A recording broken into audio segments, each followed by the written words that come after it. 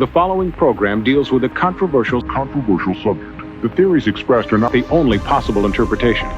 The viewer is invited to make a judgment based on all available information.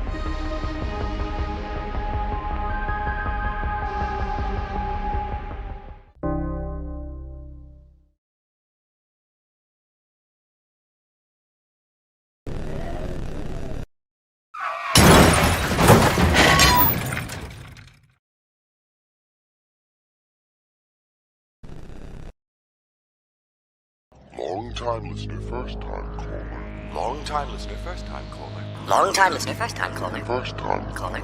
First-time caller. After downloading the free Discord app, use the invite link in the description or scan this QR code with your phone to be taken to the Beyond Wednesdays Discord server. First-time listener, long-time caller. There you will see the Modern Comic Mayhem category on the left with the call-in waiting room. Join that call-in waiting room, set up your camera and your mic, and have your questions ready. Call me now!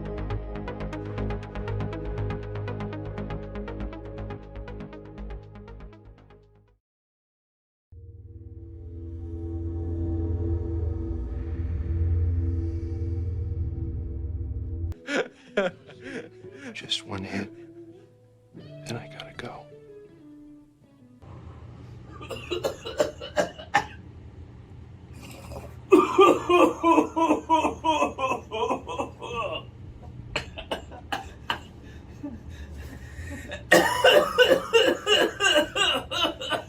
You asshole.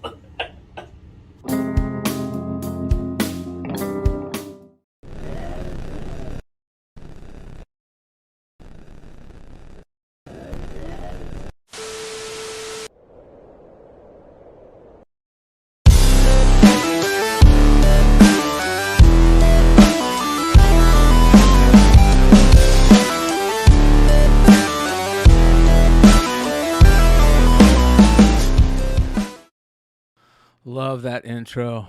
Kick ass. Every time it excites me for the show. What's going on, everybody? Saturday night. We got another Modern Comic Mayhem to go. It's been a rough week for me and podcasting sober. So I'm going to continue that week, that rough week, and not be sober during this podcast because I owe it to the fans. So this podcast is brought to you by RSO. We'll see how it plays out in the rest of the show. What up, Yeezy? Richie? What's going on, gents? How's it going, Brian? How's it going, Rich? Good. How you doing? Doing well. I heard you went to a show today, huh? I did not go to a show. Or you sold a card? Sold a card. I sold a card. Yeah. And so what card? Anthony Volpe, PSA 9, Sapphire, his Chrome first from 2020. Not bad. I picked it. Did you make money off the flip? Oh yeah, most definitely. I bought it for like $45 in November. Sold it today for $120. I mean, it also helps that he got called up and everything. Hell yeah. Nice one. 36 live at the beginning of the show. I want to remind everybody that the Discord is open. Link to the Discord is below in the description. The MCM stage is live right now, and if you guys want to call into the show at any time, just get a hold of us, raise your hand in the Discord, and then let us know in one of the chats that you're trying to call in, and I'll add you to the call. First time caller, long time listener. That being said, check it out in the description below. Got a lot of stuff to talk about. Drama alert, comic book drama alert heavy tonight. Lots of interesting little stories to talk about in the comic book drama world. And you guys know how we do. We just report the news. That's what we do. We're very good about staying on the outside and looking in. And even constructive criticism is great. Sometimes, hey, you never know. Like, one of us might end up on that list sometime. And it is April Fool's Day, so I know a lot of people are thinking, like, April Fool's jokes are... You know what, dude? April Fool's jokes are fucking cheesy. They're cheesy. And if you don't do them right to where like you have no idea, don't do them at all, okay? Just don't do it. But that being said, we do have some foolish people on the show tonight that we're going to be talking about. So the April Fools still is necessary, at least for tonight. One night of the year we get to be heavy on the Fools list. That's okay though. Cons going on. I saw that Anthony and James from Hive are both at MegaCon. I told them to jump on tonight if they get a chance. We'll see if they do. C2E2 going on. If there's anybody out there at C2E2. Do we know anybody that went to C2E2 this year? So Jonathan from Hive went to C2E2. Oh, we need to get Jonathan to call in tonight then. Okay, hey, man. But he might be traveling back home tonight, though, so I think is what he was saying earlier. I checked out Nearing Nerdvana last night and saw that Jen and Sarah were there. Yeah. Yeah. So that was good. It was nice to see at least some people we know at the con.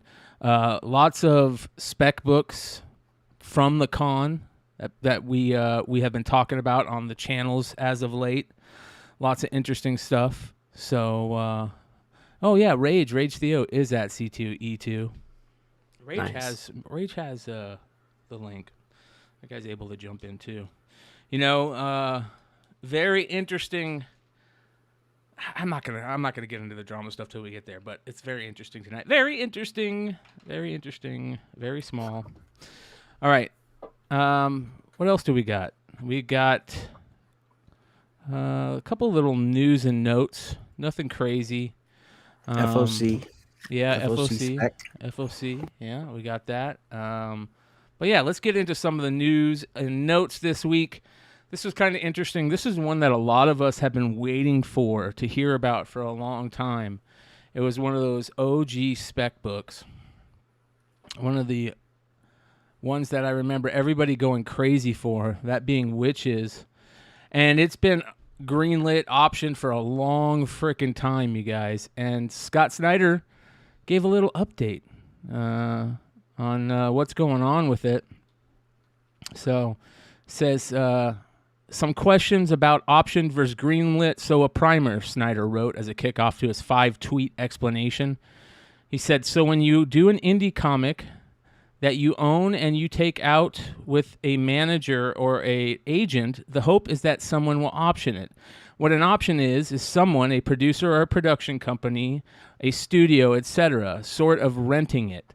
They pay an amount, it can be anything from a few thousand to six figures for the right to develop it over a period of time, usually about 18 to 36 months. During that time, they try to get a writer, director, package together, and that they or their bosses will think is worth committing to. And basically, you guys know the story. If they do all that, they'll buy, purchase, greenlight it. If they greenlight it, they pay some exponent of what the option was, 5 to 10 times it, I think he says, and now own that series for a long time, but will very, very likely make it. The goal is to getting things greenlit, obviously.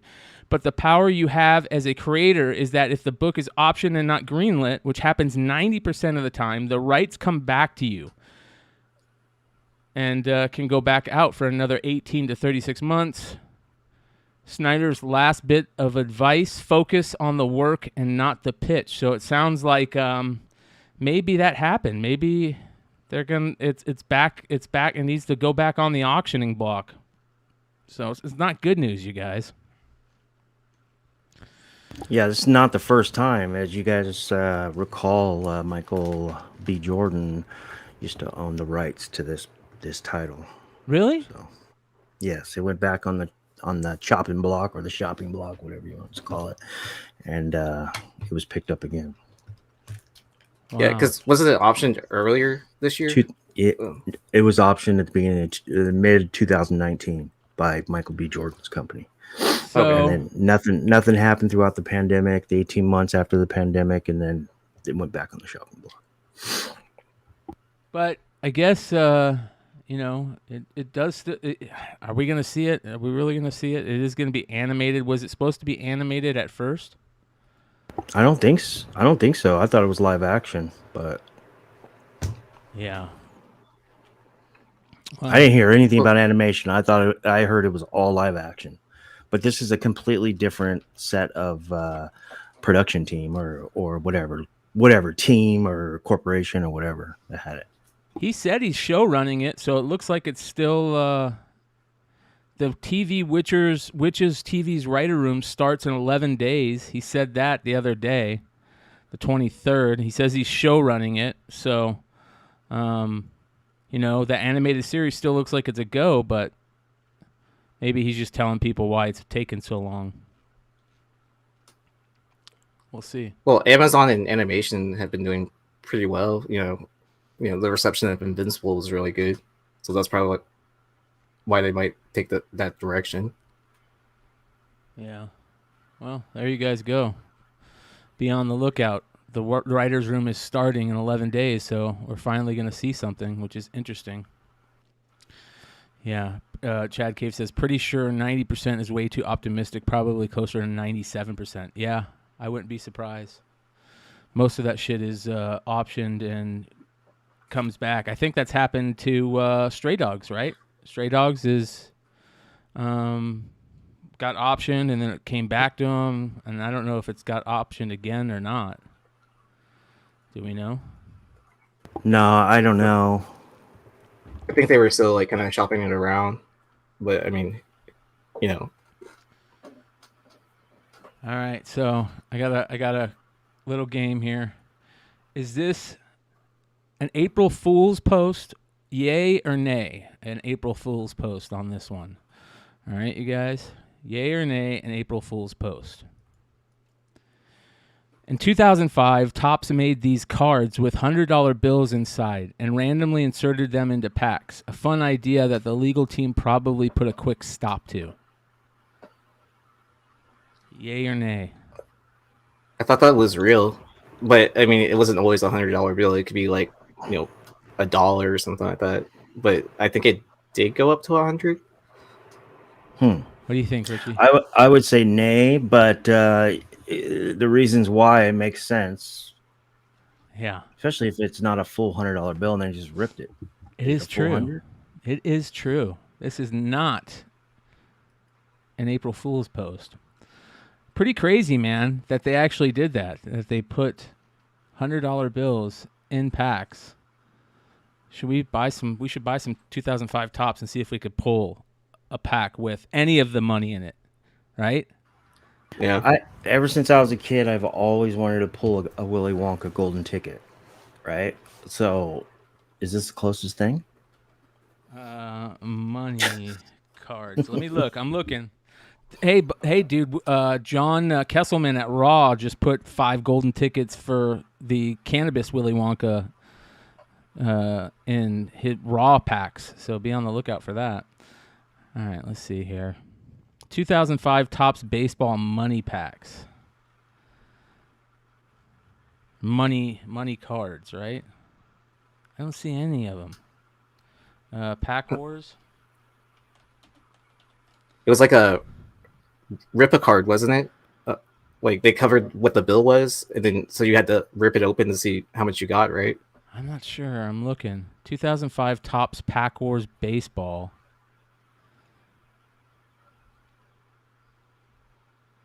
$100 card. Here we go. Let's see here. What does it say here? Oh, I found one. There we go. Gotta love Blowout Forums. I always thought that name was so fucking funny, dude, back in the day. Blowout Forums.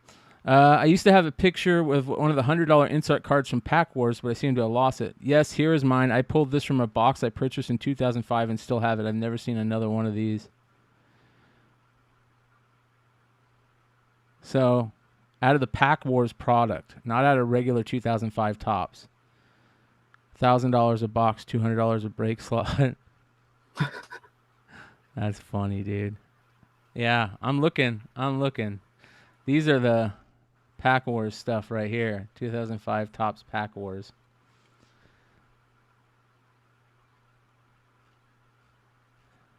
Doesn't say much about him.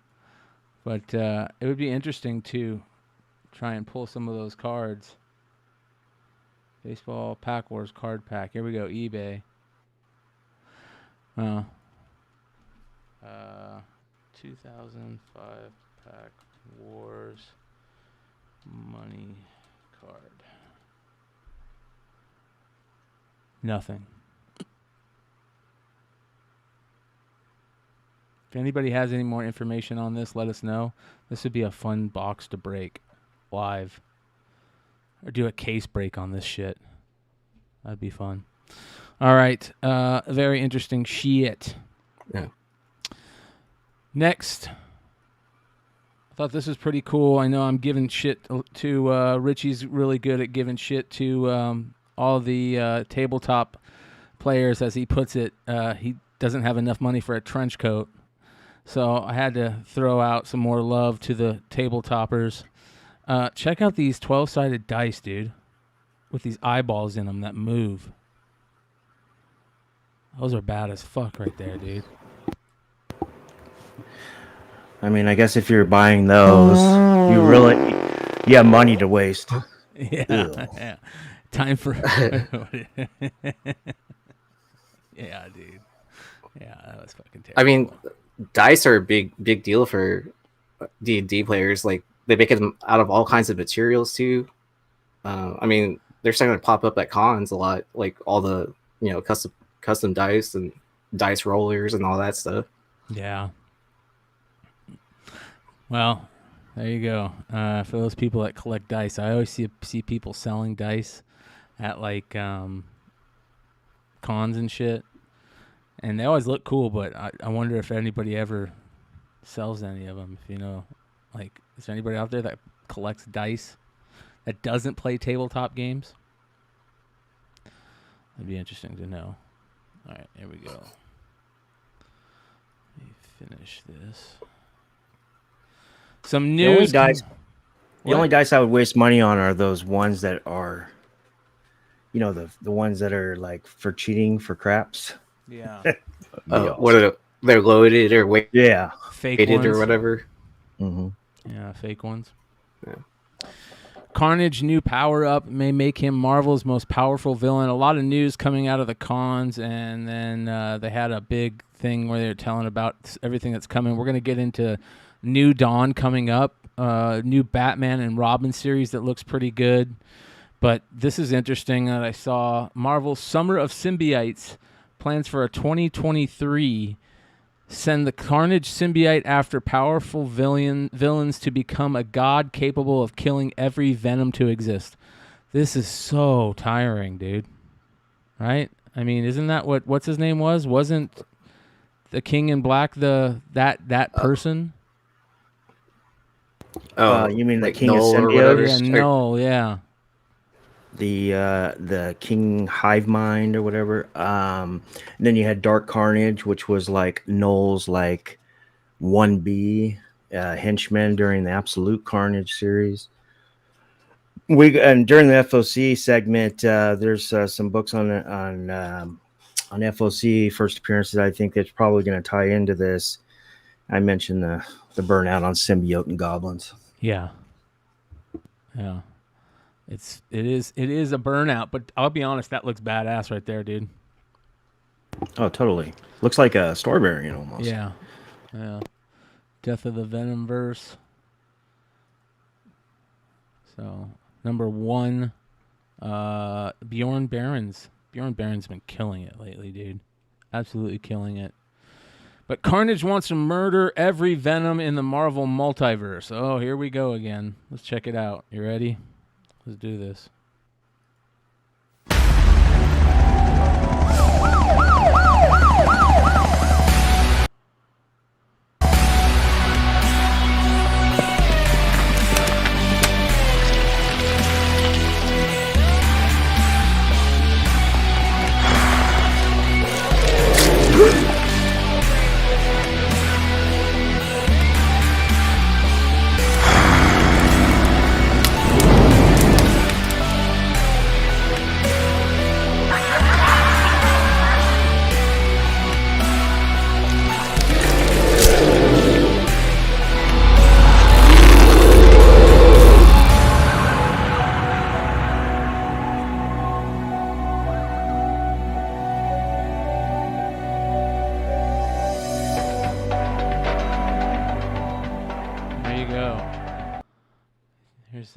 the variants that you guys see out there, all you Carnage collectors. I feel sorry for the people that collect all the Venom symbiotes, man. You're going to get put through another year of wallet raping. So that'll be interesting for them. See how that plays out.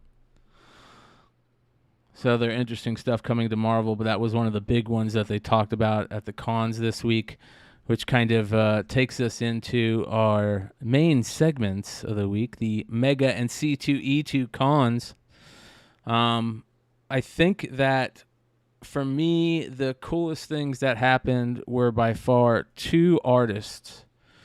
Two artists put out some amazing stuff. One starting off with Will Jack, who put out probably two of the most amazing covers that I've seen in a very long time.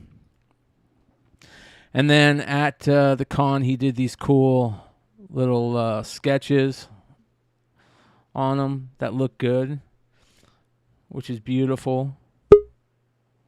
I like shit like that. Look at this. Who we got? Who do we got here? Hold on. We're gonna break out for a incoming from our boys Red Hood and Nate. Where are you guys getting in trouble? Hey, we made it. What's up? What's up, guys? Where are you guys coming San from? Diego State, baby. Dude, how great a shot was that? That was a great game. Great comeback. Bro, it took us about 2 hours to find an Uber, bro. Oh, wow. That's crazy. Bro. I think we're in Louisiana. I think I had to suck a dick for some Uber, bro. I hope you... It wasn't just one. Rewind that. Say that again. No, man. Hey, Red Hood, you got a little white stuff on the side of your mouth. Mama! Yeah. So, you guys went to the game, huh? Was it fun? Oh, man, it was great, dude. It was great. Which game's the question? Yeah, we went to the Astros game, and then we saw the FAU San Diego State. Left halftime. And then we left halftime to UConn just now. Wow. You guys are and then we're going to the Astros game with you tomorrow. Yeah, we got another game tomorrow. Aaron's going to go with us, and then we got the finals on Monday. Ooh, and we got you the Jeremy Pena MVP bobblehead. Yeah, we got you Jeremy Pena. Oh, nice. Yeah, so we got a lot of games. We got a lot of games to go to, man. A lot of shit to do. Well, Joe really wants to hit the WNBA games. I'm not really sure what time they start, but man, he's been really big into like watching the United or whoever it is. I'm not really sure. Dude, I told is Nate that a Prism card. I told Nate we got to take in a hockey game, dude. See if we can hit all the sports in one day, man. Did you see Did you guys see the April Fool's joke by Spittin' Chicklets, where they said the Coyotes were moving to Houston? Oh, that's really funny. Oh, yeah. So what's the topic today, man? Any drama? Some major drama that you even took part in, bro. Well, you didn't take part in, but you were there when it happened. I was very proud of you. Very proud of you.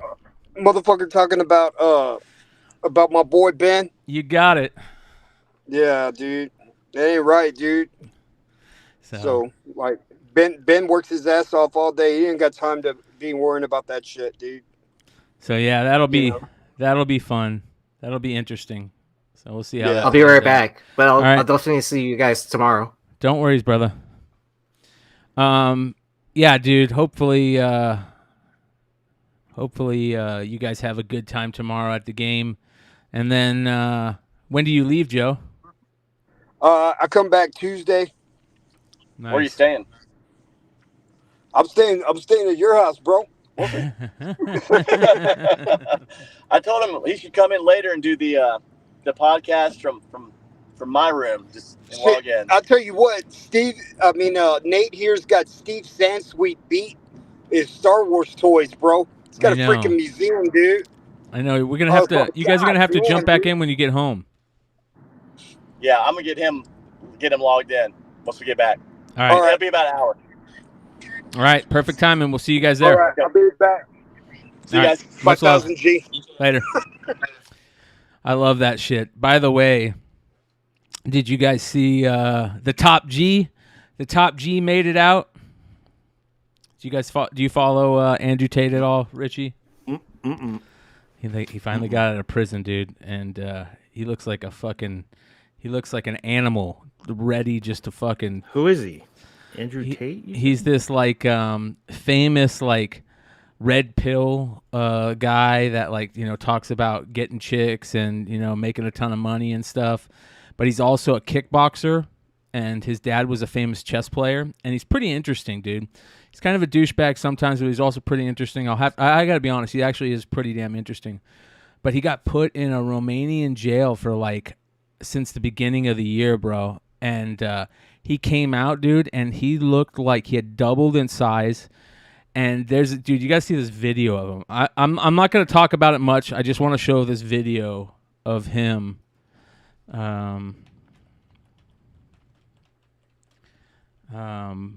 Video at home out of prison. So he went in like a pretty small dude, right? And he came out, and let me show you what he looked like before prison.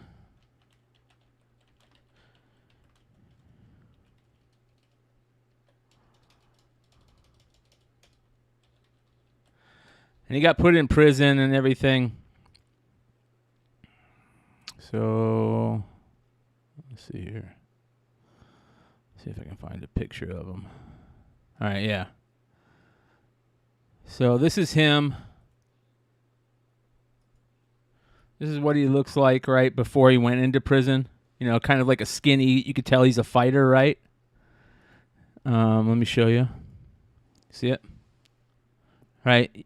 Oh, I recognize him. I know who he is. Okay. Yeah. So he went into a prison in Romania since the beginning of the year. And he came out and he walked out and there's all these people waiting for him. And he looks totally different, right? And he goes, since I've been in, I've been doing push-ups and reading the Quran. As long as I'm out, I will continue doing push-ups and read the Quran. And then he walks away. And then this video of him comes out, bro. And he looks like I said, dude, he seriously looks...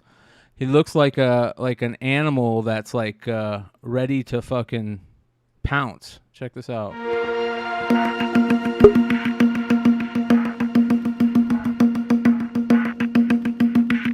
And he's fucking jacked too, you can tell. And he signed a huge deal with Rumble, bro, because he keeps getting kicked off of YouTube and he keeps getting kicked off of Twitch they don't like what he says and shit. And I'm not a fan of, don't get me wrong, I think some of the shit that he says is douchey, but I also agree with some of the shit he says I think is okay.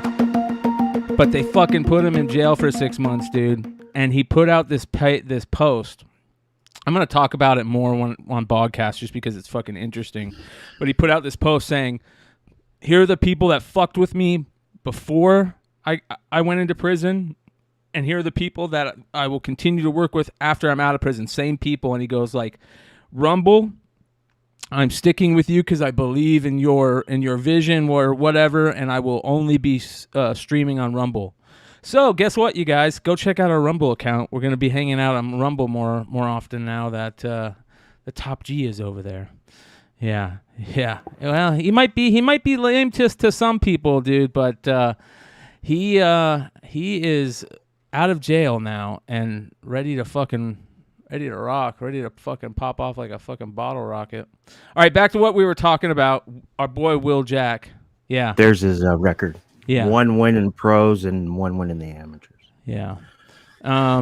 So Will Jack, badass books he was selling.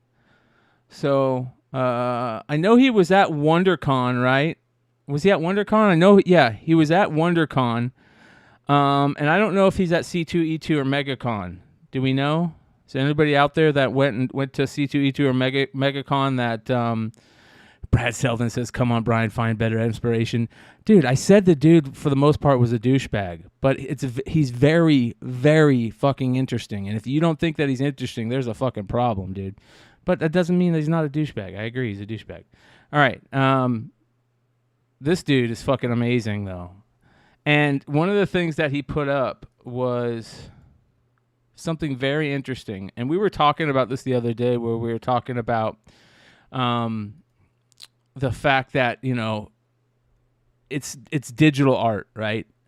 And, you know, it's beautiful. It's some of the best digital art you see. But, you know, that Catwoman one right there, it has a little too much digital to her face, right? The Power Girl one is just fucking beautiful. It's gorgeous. It's perfect. Yeah. Well, he put this out on his Instagram. Preliminary artwork for his Power Girl cover. And look how good it looks. So I was going to say, you could definitely tell it's his art through his remarks and everything, that, you know, he's just using that as a tool. Yeah, that dude. It's like that he's not, his skills are there even on paper and pen. Yeah. Yeah, dude. Absolutely gorgeous. Absolutely gorgeous. And again, it's nice to know that he can draw very well. There are artists out there that are the best digital artists in the world that still can't draw very well. And that's okay. I don't have a problem with that. You know, art is subjective and art is whatever you like. But man, this would be cool to be able to buy that. And he has just been destroying, dude. If you go to his page, his IG page, and just look at, here is the other preliminary art.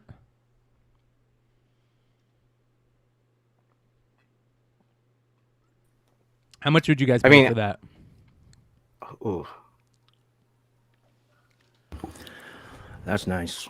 Would you pay $2,000 for that? I think I would peak out at $2,000. Yeah. Yeah. Because, I mean, it's prelim. I mean, I know it's more complete than a lot of other prelim art, where it's just like, it might just be like the outlines and stuff like that, and you can see which character it's going to be. But this, you know, this looks like almost something that someone would turn in. It's fucking gorgeous, dude. It's beautiful. I don't know if I would pay more than what I would pay for an original cover. Like, if I bought an original cover that was all art, you know, and that was the only one, like, I would probably pay $4,000. That's where I would top out. I mean, if it was something amazing and I could pick it up for you know, less than what it's going for, of course I want it. But just for the normal cover art that I'm going to buy, I'm going to top out at $4,000. If you could pick up the actual original OA for this and not just being a prelim, dude, I bet you he could get. Do you think close to $10,000 would be out of the question for a cover that good? I think it's going to hover right around that. To me, it depends where this book ends up. That cover ends up, right? That was on. We talked about it last night. Yeah. And then you have the OA right here. I mean, it all depends. Keith says, but $10,000 sounds logical. Keith says $12. Yeah. Yeah. Brad Selden says, I'd rather have a cover or a page. Well, I mean, it technically is a cover, right? Yeah. Because it's prelim to the cover. Here's his little sketches, remarks on foil. He does a good job at remarks. Holy shit. Yeah.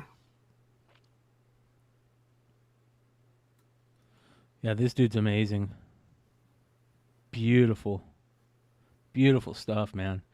This guy's the real deal. This guy right here, if he continues to get better with each cover he does, like if he puts up something that's as good or better than this for his next, like, you know, if he puts up a couple within his next 5 covers, he could be up for Artist of the Year, in my opinion, with another guy who also put out some pretty unreal product this week at cons, mainly WonderCon. Lobos. Oh, yeah. Jesus Christ, you guys. I mean, it doesn't get much better than the stuff he's doing. This is the Hive stuff, right? Is this the Hive stuff? Oh, for World Tree? Yeah. I think so. But look at these. Holy Jesus.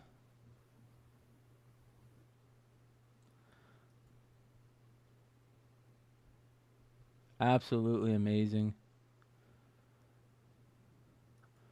These two right here, this Emma Frost, that one's okay, but the Emma Frost, and then he did another one. Jesus, look at how good his art is. It's like a perfect mix of Terry Dodson and Adam Hughes. Yep. It's got beautiful Dodson faces and when mixed with Adam Hughes faces. Nice. You were thinking the same thing? I was gonna say Dodson and Hughes, but I was on mute. That is awesome. Yeah. Jesus Christ, dude. So this right now is my artist of the year. I think that the stuff that he's put out is absolutely amazing. And he also put out the at MegaCon, he put out a foil there for Harley. And he also has those 2 regular covers for Harley. I mean, this cover right here that was on the Hot 10 last night. But man, this one right here is so beautiful. Oh, wow. Right? You like that? Dude. Is that the one that they gave the foil treatment to it? Yeah, here's the foil. I've only seen this. I don't know if it's this big and this is it. I don't like that. I don't like this as much as The other I one's like better. I like this better. Oh, where's the full layout and not just like a zoomed in? Yeah, if they did her on this and then made something more like something here that she's sitting on and then just took these away and made it all foil, it would be perfect. Nice. For that foil book. Here's the red. What's up, Ben? Right? I mean, Jesus. Oh, someone had a good question. Chad Cave.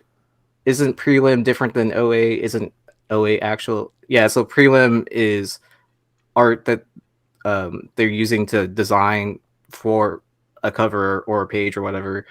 And so it like usually predates whatever they end up turning into the publisher. Yeah. I mean, it's more common in nowadays, especially with digital art, since like the final products turned in digitally. Yeah. I mean, just beautiful stuff. Absolutely gorgeous. A lot of news also still coming out of cons.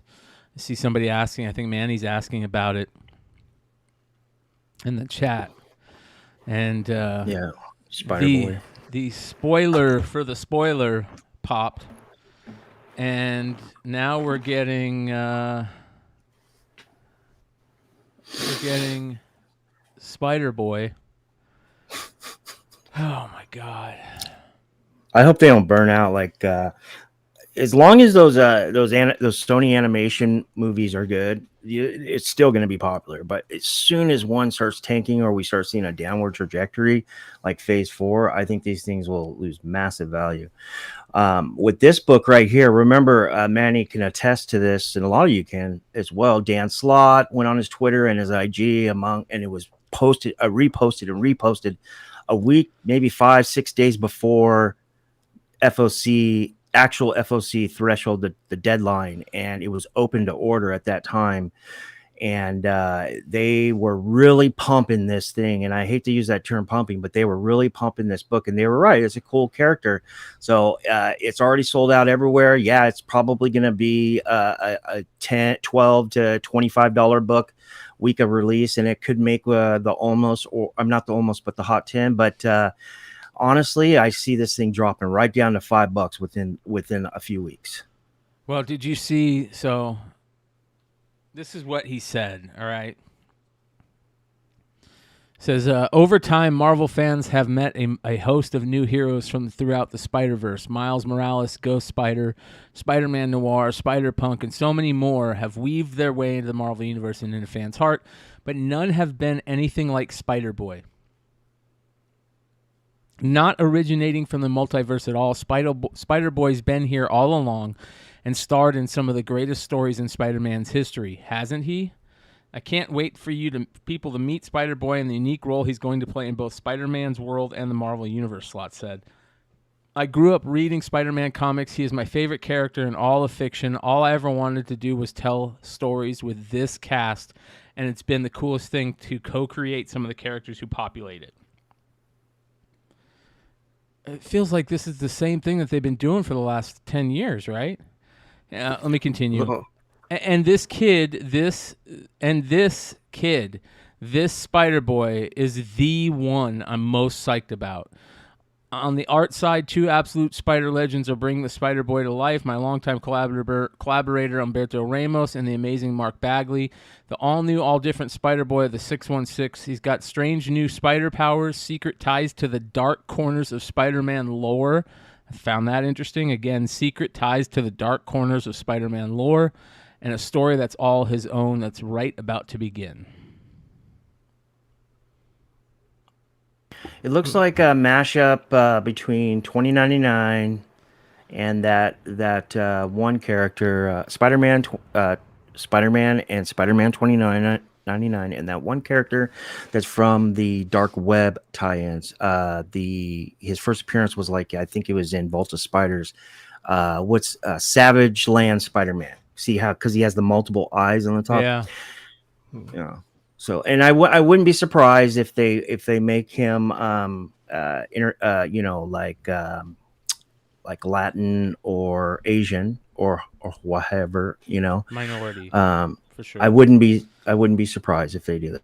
So actually, not for sure. Yeah, it looks like a cool not character. For sure. I could see them not going that way, but yeah. Do you think they're trying to move towards this because they're no longer gonna do the multiverse Edge of Spider-Verse stuff and all that? Yeah, that ended. Yeah, right. So I think it's stupid that they ended that and they're starting up basically a new Spider-Verse character with ending the Spider-Verse. Except he's part of the 616 basically, right? It just doesn't feel, it feels so boring. Forced. Yeah, boring. But I mean, Marvel's been doing that for a long time. What was it? Deadpool Back in Black, where Deadpool had the symbiote before Spider-Man, during Secret Wars or whatever. Yeah, but that's a symbiote. That's a little difference, right? Because everybody has a symbiote at one time. But I like when Marvel, like what Brian was saying, this feels boring or what have you. So Marvel stepped up and they brought Taiguchi here, right? Taiguchi.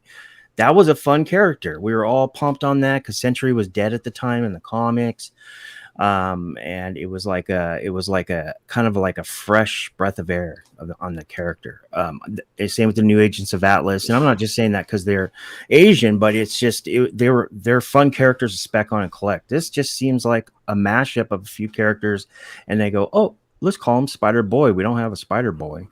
And then let's reference something that Spider-Man readers would are familiar with, but always wanted to imagine what happened during that time period. Right. So, and he has no shoelaces. How the hell is he getting around? I think it's boring. Because all the new shoes are slip-ons now, Oh, they are. I'm so bah humbug though. But again, I will go back to what I'm saying. I think the majority of people who collect comics don't read anymore.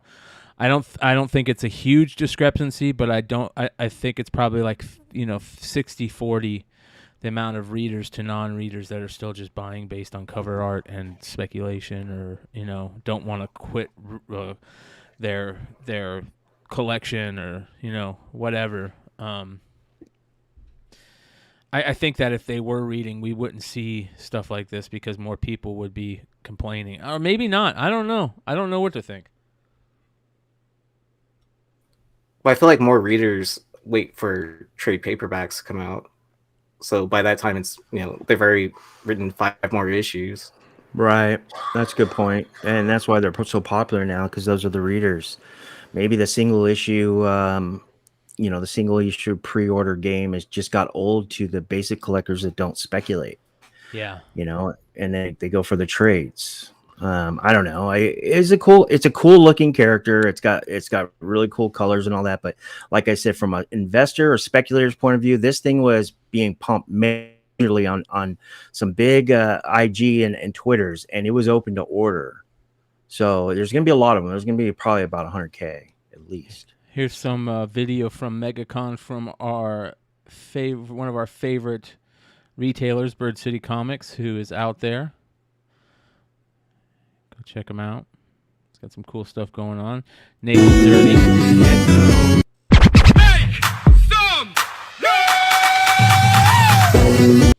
So I know he hung out with Nathan Zerdy, and that was a pretty good story he told last night.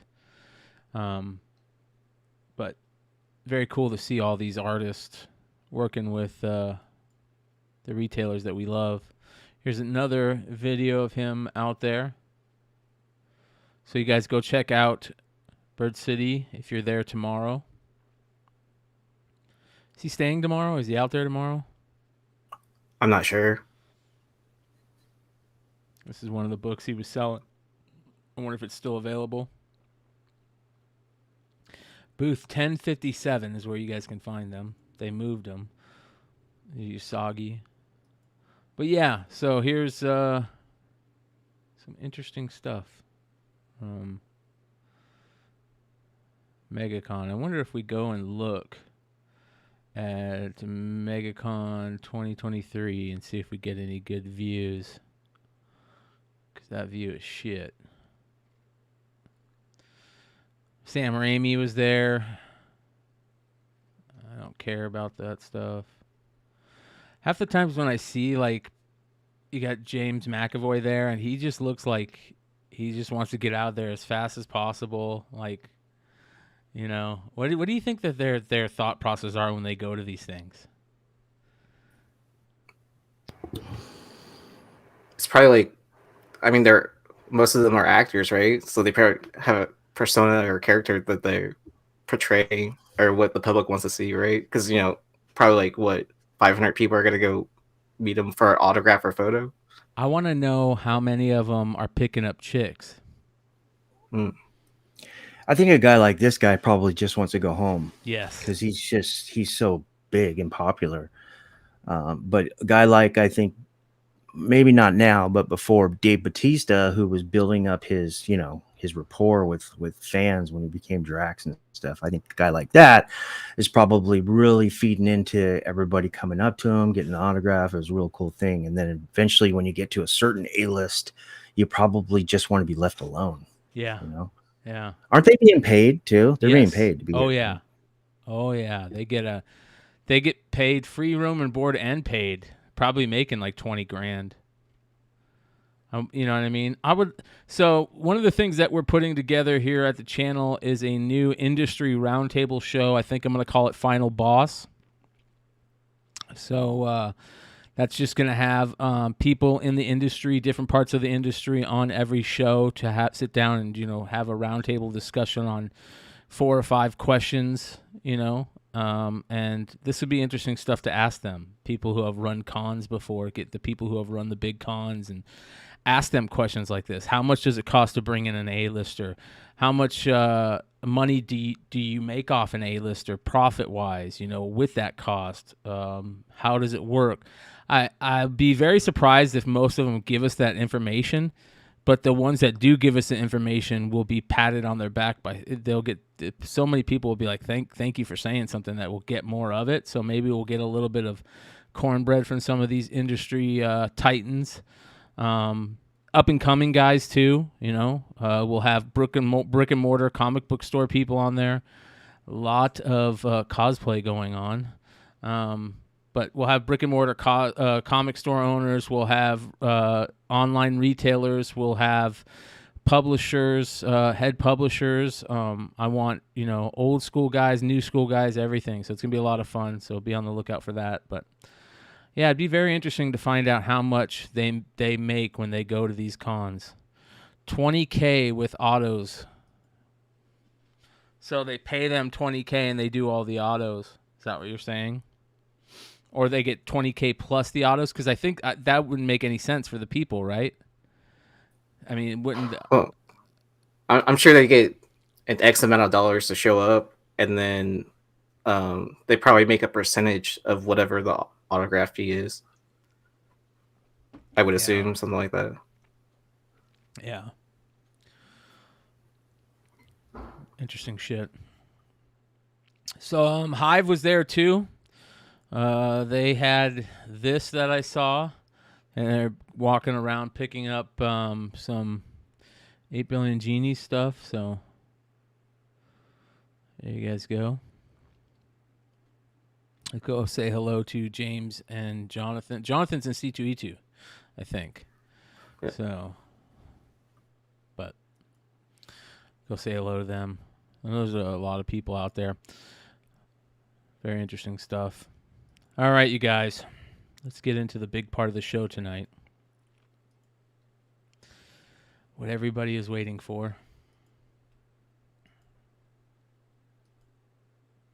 Once I close everything down. Nate and Joe will jump on, I'm sure, later. But, all right, let's just, let's get into it. Comic book drama alert.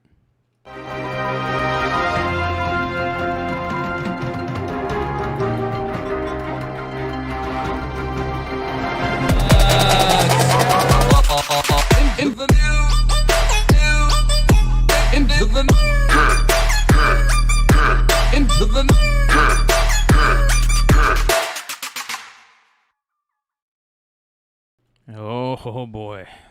Meaty section of the drama alert tonight. You got some interesting stuff. Starting off with some news on some stories we've talked about in the past.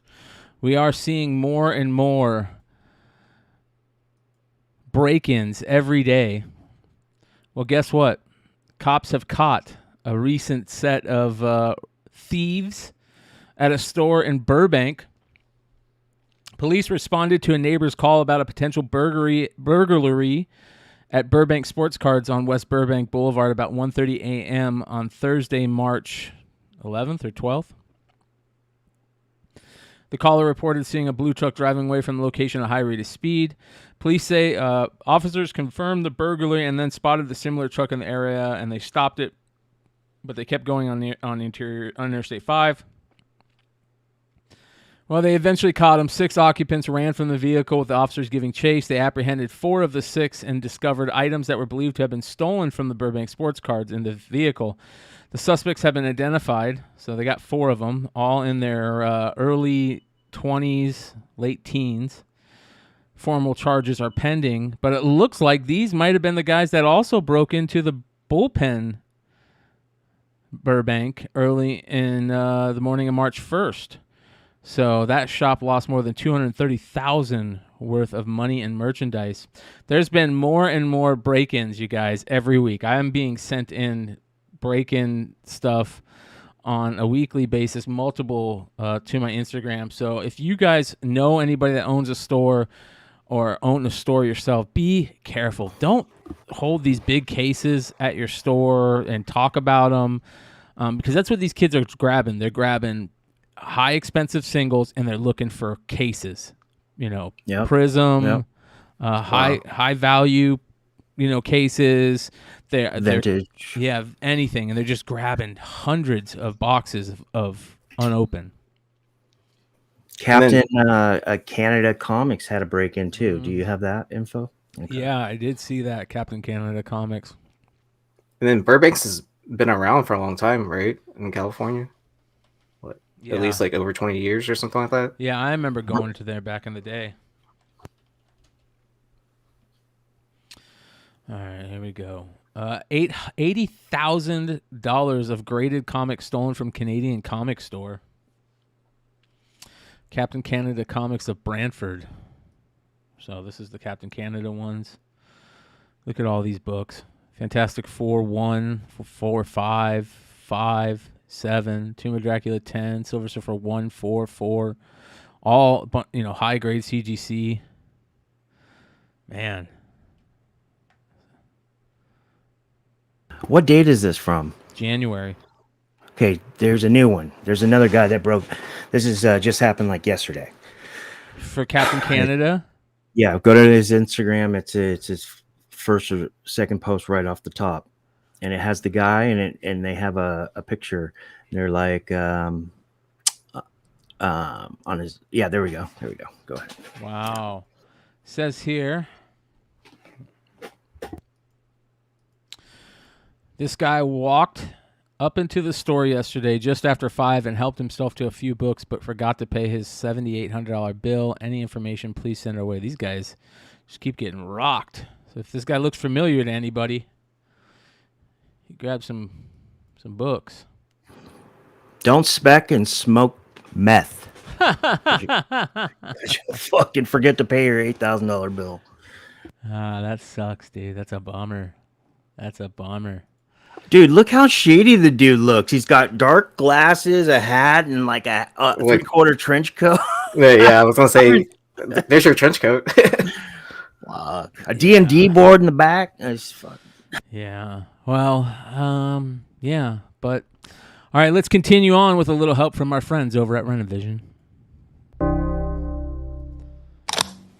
Oh, and the Young Bucks, those fucking clouds. Hold Whoa. You go ahead. Thanks to our buddy Marco. Love that guy. Love those guys over at Renovision. You guys can find their page below in the homies section. Their argument on WWE was very interesting, so we got a nice little soundbite from it. But Nerdy Girl Comics, you guys. There's a fake out there. And this is cheesy beyond cheesy, you guys. If you know anybody that pulls this shit, tell them that they are a joke and that it's not cool. It's stupid when you make these fake accounts and you scam people into thinking that it's not them. Especially like, how many followers? 60,000 followers? So they had to buy those, right? Definitely bought those. You know, we're going to get into more people that have bought followers this recently or at one point coming up next. But, 60,000 followers on a fake account. She says, please report this account. This is not me. Apparently, it's my turn to be cloned. Please report this account as fake. It is not me, and it looks like they've also bought followers to make it look more legit. This account has been reaching out to a lot of people. It's not me. Scammers be scamming. Please share, tag anyone that needs to see this and report the fake account. I want to know, has anybody out there in this community been scammed? Did the fake Nerdy Girl reach out to you? Inside job? I don't know, Remo. He's probably talking about the stolen. The Burbank. Yeah. I mean, I don't think this is an inside job. No. No, it's probably not an inside job, but it's probably a scammer because, she deals in high-end books. Yeah. Where it's like, so I mean, yeah. Lots of people scamming people. We had Swag on talking about his little scam issue. But Nerdy Girl, man, she's been taking a lot of hits lately. She took some major hits the other night on our boy Thorough's show. So that's why we left. Oh boy, next part of the drama section, we gotta talk about our boy Thorough. I love Thorough. Thorough's a good dude. You know what I like about Thorough? Thorough is honest. I believe that he is an honest man. I think that he says what he feels, and he did a little bit of that during the show. One thing I don't understand is why he hangs around with this T-Mac guy who just has something in him. Like, he cannot stand Nerdy Girl. He talked about her so much on here, and it was cheesy. And boy, can he not stand our boy Ben Stein. Let's take a listen. Left, bro. Yeah, that's why we left, because we've got integrity, bro. Like, I didn't want to be a part of. And as you can see, look what just popped up there. House of Stein in the chat, ladies and gentlemen. House of Stein says, accusing people of things that you don't know is garbage. Also, pot calling the kettle black here. So, referring a platform like that was screwing people to our boy over. Tim. That's why I walked away. I made good money. Thorough made good money. Yeah. But Tim was on here talking about drip like it's the greatest thing since sliced bread. We've heard that before. But let's continue on. Once Stein started making himself known, people started seeing it. Let's continue here. Adam. So Adam is the husband of Nerdy Girl. So he's over here, he's saying like Nerdy has been setting up at most major comic conventions since the early 2000s. Nerdy was taking some heat. She sold exactly one variant of one issue of Ninja Funk, which makes up less than 1% of 1% of her sales. So that's my thing. That's nobody. Like I've told him before. I said, listen, I love Thorough, but we're gonna speed it up a bit. I had Danielle on here on the channel. She said what she had to say. There was no way for me to go anywhere beyond what I was going to go through because a lot of people were like, bro, like you did not freaking force it on her. You did not push her buttons because she was going to leave. All right. She wasn't going to stay on here and do the interview. My biggest thing out of all of it is like, just like Tim said, do I know Danielle personally? 100%? Absolutely not. Can I sit down and have a drink with her and say, and then we'll talk out and see who I get to know of her as a person? Yes. But can you determine what a person is like because of the way that they make their sales and the way that they do certain things? 100% people are going to fucking judge off of that shit all fucking day long. Ain't nobody going to sit back and just act like, yo, that this shit is all freaking glitter and fucking cookies and all this crap that everybody believes is. So as you guys can see, Nerdy Girl was taking some heat. He's taking some heat, unfortunately. But eventually... I mean, it's all about optics. We've talked about that here on this channel so many fucking times and time again. It's all about optics. All right, people, you could do a million fucking great things and like people always forever fucking remember you for the one freaking bad thing you did. Yeah, that's how it is. And then Stein puts on the heat. He says, you know nothing about the Hot 10. Stop pretending like you do. Stein wasn't having it, dude. You know nothing about the Hot 10. Stop pretending like you do. I've written it for the past 6 years with no influence from any person on earth. You may have had talks with others, but never me. Just admit it, apologize, and move on. Because this guy was talking about people taking advantage of people, but he would not answer to Stein. Stein kept calling him out. What's that? What just happened there? There we go. Oh, my mistake. I think I accidentally hit that button. You're good, brother. All right, Stein kept calling him out, and he just wouldn't answer. Again, for me, I've moved on past a lot of all this shit. The biggest thing, like I said, I don't agree with a lot of people, then so fucking be it. A lot of people don't agree with me, so fucking be it. I just keep it moving. I just leave it at that. Because it's never going to resolve anything, bro. Either you apologize or you do anything. Yeah, it's not going to resolve anything. But here's the last thing I would say, though. I know Nicholas has been asking me. I see that in the comment there. Nicholas has been asking me, how do I get 64 followers? That's within 6 years. How did you get 64,000 followers? They're asking him that. How does a person get 64,000 followers that can't get 1,000 views on his YouTube channel? You guys, I've got only a few followers, and I'm able to get 1,000 views on my YouTube channel videos. If somebody with 60,000 followers, man, they should be able to get multiple thousands of views on their YouTube. It's kind of weird, right? That's why somebody had to ask. That's a build-up from 6 years. I had a comic book store in Miami. I had a comic book store. How many followers you got, bro? It's 64K. It's just as followers from Miami. 64,000? What the fuck? Are you a Kardashian, bro? I fucking love Joe, dude. I love Joe. Let's rehear that.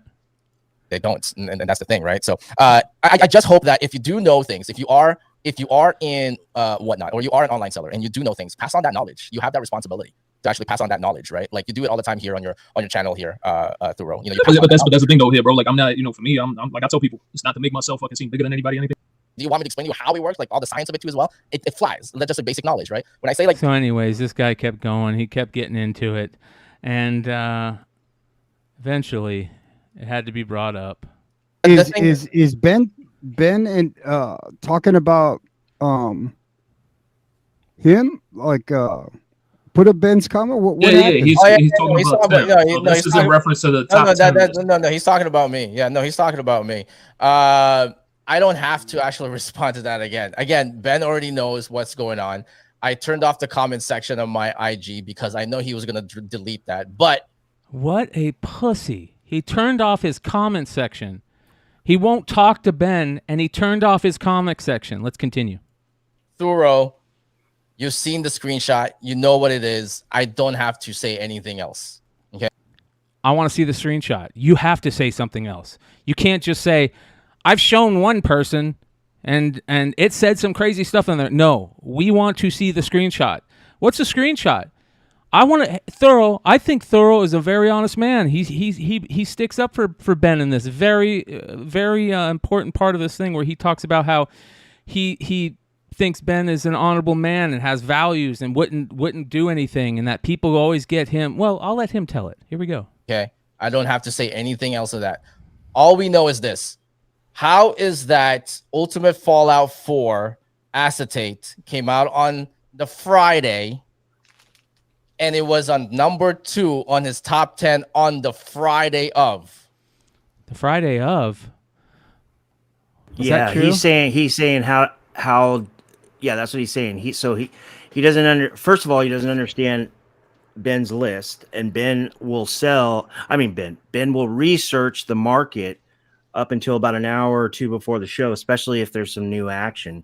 And the acetate did come out that day, and there was like, I don't know, 2, maybe 3 sales that were pretty expensive, so it caught his attention, so he mentioned it. I don't know. When did C2E2 2022 take place?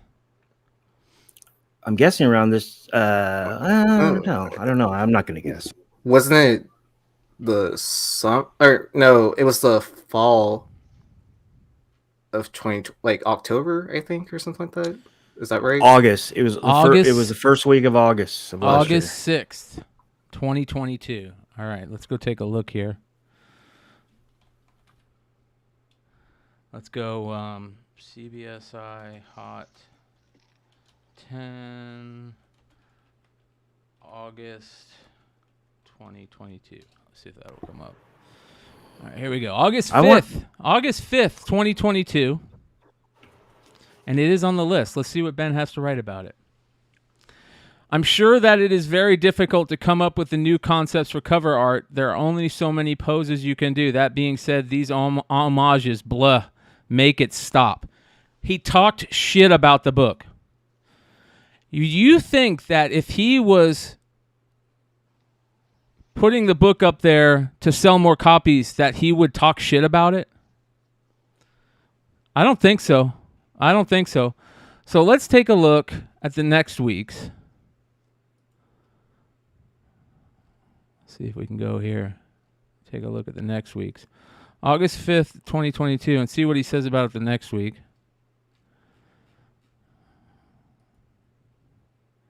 Again, this is all you have to do, you guys. Just go take a look, and you could see Stein is definitely not talking about that book like it's a great book.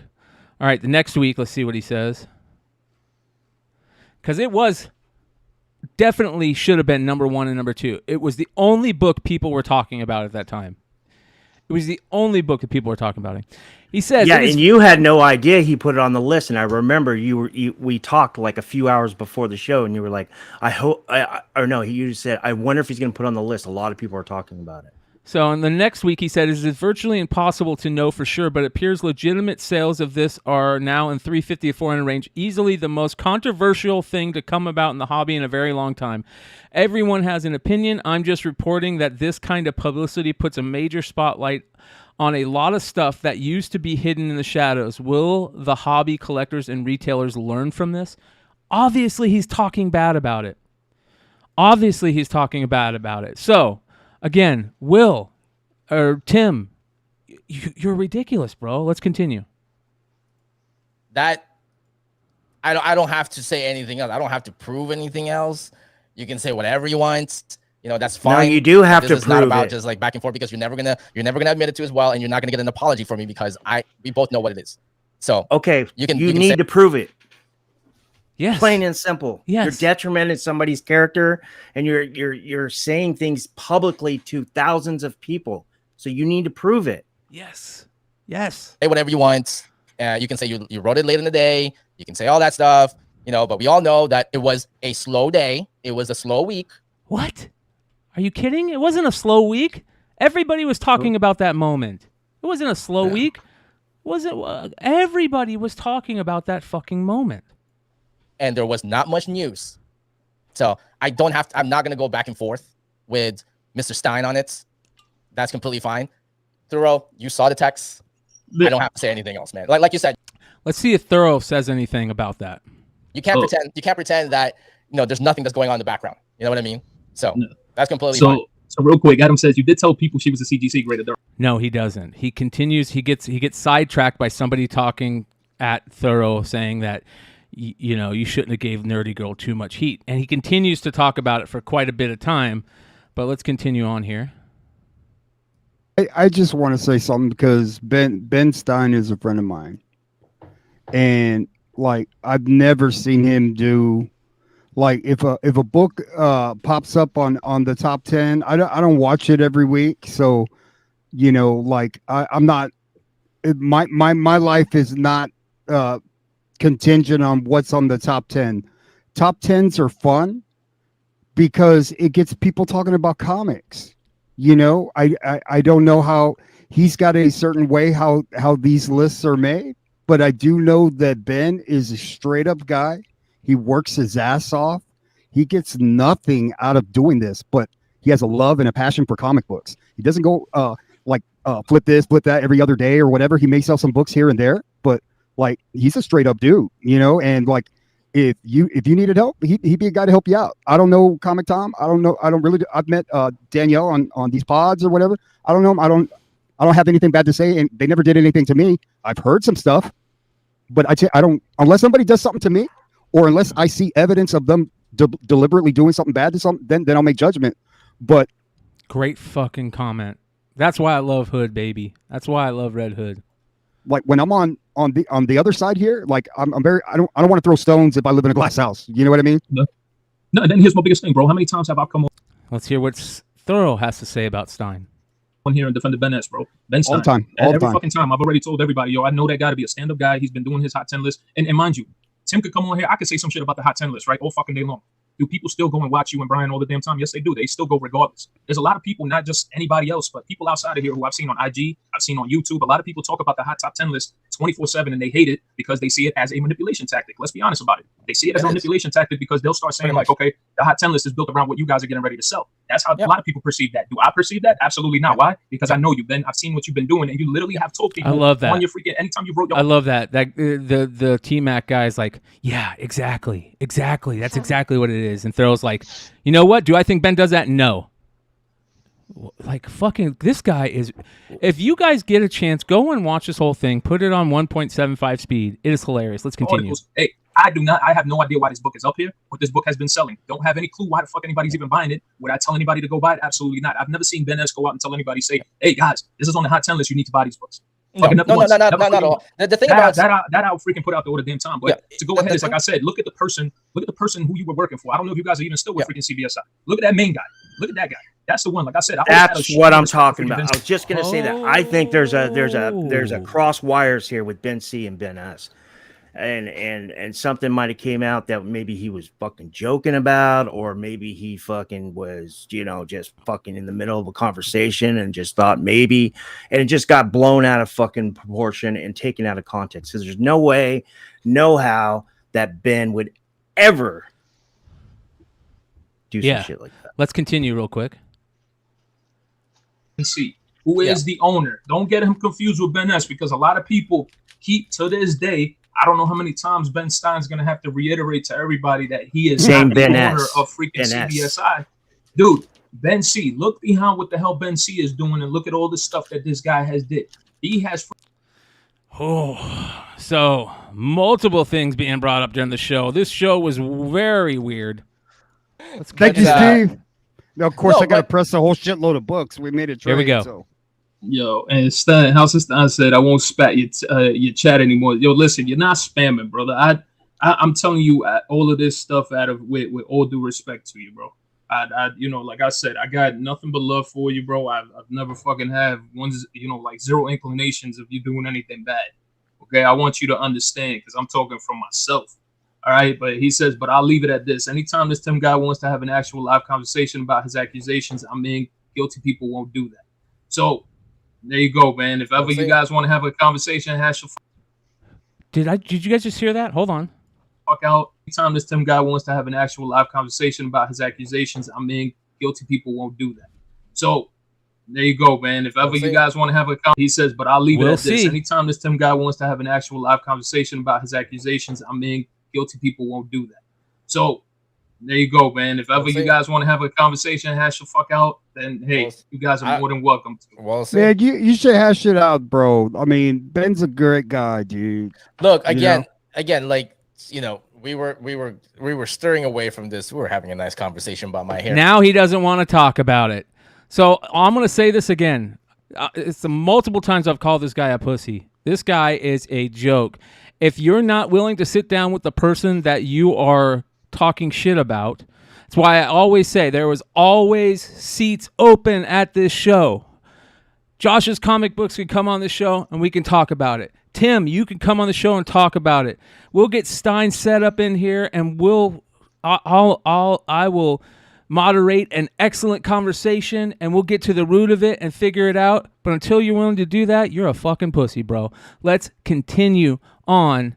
Shout out to Renovision. Oh, and the Young Bucks, those fucking clowns. You go ahead. Speaking of yes, CBSI. Ted. Yes, Ted. Ben C is mellow fellow. Yes, thank you. Speaking of CBSI, again, you guys, like I said, anybody can get it. We're just reporting the news. And let's get right into the news. Topher, Comic Book True First on IG, came out with a thing that said, click on the link in the bio for this week's Classic Top 10. Classic Top 10? What's going on here? I don't know. What does that mean? I added a supplement to my new top 10 list. You can see it here or click on the link in the bio to watch a slideshow over at CBSI. Hold on. I thought that the CBSI top 10 was Ben Stein. Is there a little bit of trouble in the House of Mouse or CBSI, I mean? I don't know. This is kind of weird, isn't it? And a lot of people thought it was weird too, especially when you see comments in there from people saying certain things. And as obviously I can't see certain ones because I'm blocked from said people. But go take a look at it. It is very interesting, and I don't like it. I'll be honest. I didn't like it. It smells. Kind of stinks. We give nothing but love to Topher. Topher is the king of spec. But to do another top 10 called the Classic Top 10, and then if you go and look at it, it almost looks exactly like the hot CBSI Hot 10. What is going on here, guys? Topher, help me out, brother. I mean, we love you, man. You are the king. You are the king. We bow down to the king every time a great True First comes out. But what is going on here? What do you guys think? You guys have any feelings on this? Is this making you feel any weird way? Didn't he have an article like this like a few months ago where it was titled the Classic Hot 10 and like it was like in the exact same format and all that? I think it was. Yeah. But so it is back on CBSI because he told me, because it says in his post that this is sponsored by no one and he's putting it out himself. So you know where I stand, Brian. And if you want to go ahead and show the older post of how, go ahead. Well, where I responded. Yeah, I think it's very interesting, and we're going to keep an eye on it. Like I said, Topher, if you're hearing this, I hope you're hearing this. We love you, brother. What? This feels weird. This just feels weird. And it feels weird to a lot of people because I wouldn't have known about it if said people didn't reach out to me and go, "What is this? What's going on here?" It's a little interesting. That being said, let's move on to some more April Fools, you guys. There are some very interesting April Fools out there, you guys. And I have to actually open an incognito page to show you this. And let's see if we can pull this off here. Because they must have gotten wind that they were on the comic book drama report. Let's take a look here.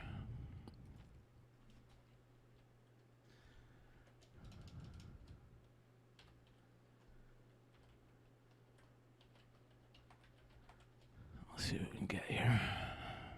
All right. Well, it looks like he did. He did. Looks like he did. Hold on. Let me see here. Did you guys happen to see an April Fool's post by our friend My Bargain Comics today? Mm-mm. It was an interesting one. And he took it down. That's okay.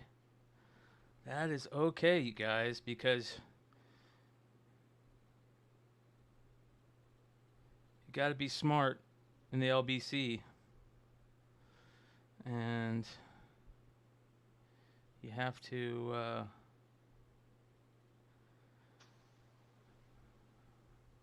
hold on here. Let's do this. Brian could add some context to this question. What's the question? It's on the screen. Okay, hold on one sec. Messages. Dollar, I'm sending something in our messages, but I'll bring it up. Okay. Mongo, Keith playing some cover tunes. Thank you for the question. Mongo confused. How did Mellow Fellow aggravate multiple people with the I don't know emoji? I'm missing some backstory. Oh boy, I don't think it's good. Shit, Josh could jump. That could be an entire episode. That could be like a couple of episodes. Yes, it could. It definitely could. He's just a shit person there. He is not a good guy. Not a good guy. He is not a good guy, I will say that. Ask some other people about it. Don't worry, though. I'm sure you can find out more information. But for now, we're going to move on to something else interesting. Again, our buddy... let's see here. Let's go... our buddy here, My Bargain Comics, put out a pretty damn good April Fool's Day post. And it basically was like a little funny joke, a little funny haha, talking about how he's making a Pong Atari wood variant that he's giving out to only, the people in the know. And I did see this. There's only 600 copies, and 5 of them there's only has 5 less because the next biggest artist in the world that he paid to do something, yada yada. But that wasn't the part that I liked. The part that I thought was very interesting was him responding to our boy Darth Lopez, who said, "Are you going to make Jericho variants out of those wood variants?" And My Bargain Comics said, "Haha, we were going to do a Jericho variant, but someone, quote, had the idea in their head, end quote, first, and thought, and though our use of magical powers, we saw it in their head and decided not to do it, we've decided to only use this power for good from now on because that's what real men do." Who is that sneak disc forward to? Anybody got any ideas? Comic Book Drama Alert is on the case. Oh, and the Young Bucks, those fucking clouds. Hold Whoa. You go ahead. Houdini. Make sure you guys check out Renovision. By the way, you guys, there's that whole little clip. No shade to Renovision at all. Renovision's our boys. I'm grabbing nice little clips. They had a really good tack show where they talked about WrestleMania and they got into it, and I thought that was such a funny part of Marco going, no. All right, go ahead. I thought it was just good stuff. So no shade that way. But let's continue on. Last week in our Comic Book Drama Alert, we talked about Comic Book Community Awards. And boy, that is still on the list of a lot of people. Decor has been getting many posts as of late talking about said things. Shout out to Funhost Comics for the $4.99. Oh, our boy Chad Cave. Perfect timing. He says, if you're able and enjoy the content, support the channel, and you also get sounds of flatulence. Yes, you will. So Decor put this out, talking about just his 2 cents, and people saying, stop the hate. Cardboard Crazies Comics says, man, ruckus. All I see is ruckus. Why can't people just stop hating? When someone tries to do something fun and somebody is going to dislike it, whether it was they were left out or truly don't care, people let them have fun. And I thought this was very interesting. But this continued over to a former Comic Book Drama Alerts news story. Our boy... So the issue with the Sticky Goose Comics, and look who it is. It is Sticky Goose Comics getting into the talk about said comic book community awards. Let's hear it.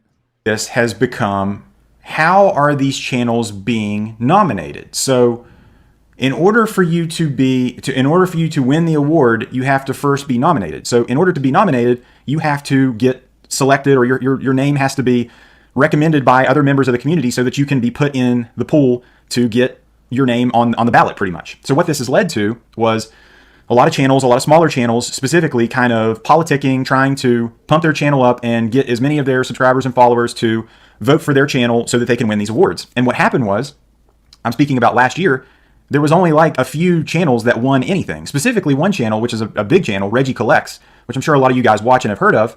He won like half of the awards. A lot of people have been reaching out to me, asking me to break this down, but this guy already broke it down pretty damn good. Shout out to Sticky Goose Comics. He makes some really good points in this. I was very impressed by this video. Make sure you guys go check it out. His April Fool's video was really cheesy, but this was a good breakdown. Let's continue. I don't know necessarily if he promoted it. He must have, but what happened is he won everything because he promoted it. So what this has led to is kind of a in-group, a exclusive type of comic book community awards where some people are angry because I'm sure that they weren't nominated, they didn't win, they didn't know about it, yada yada yada. So this Decor guy on Instagram has kind of just poured gasoline on the fire, saying, you know, this is not indicative of the true comic book community. This is bad for the community. He's anti whatnot, so I automatically followed him for that. But I automatically followed him for that. I like that. Let's continue.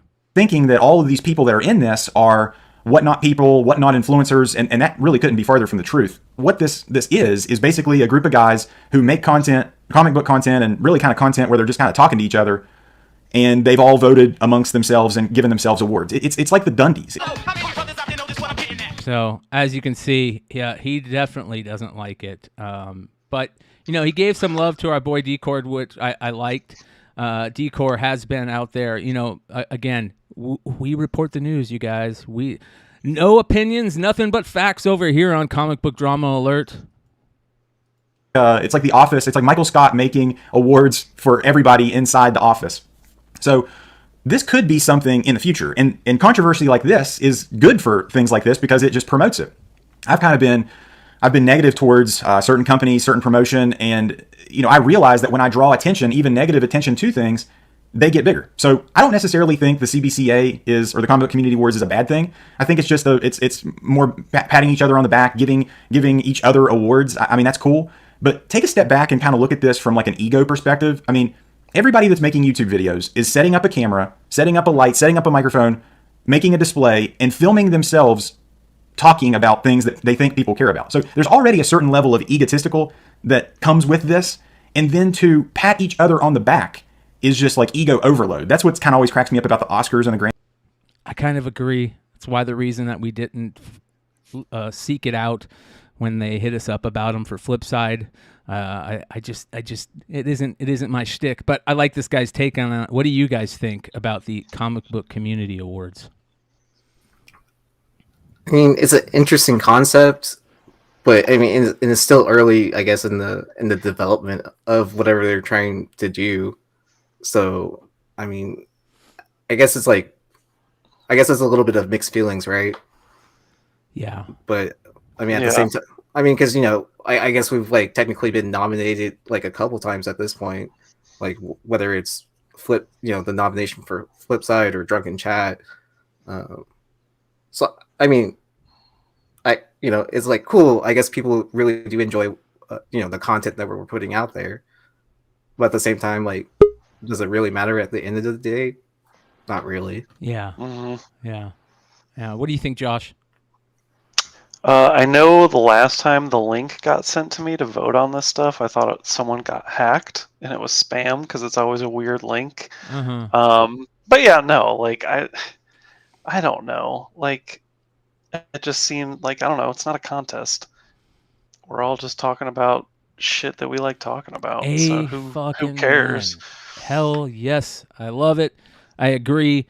I do the show because I enjoy hanging out with my buddies and talking shit, shooting the shit, whether it's about comics, sports, collectibles, whatever.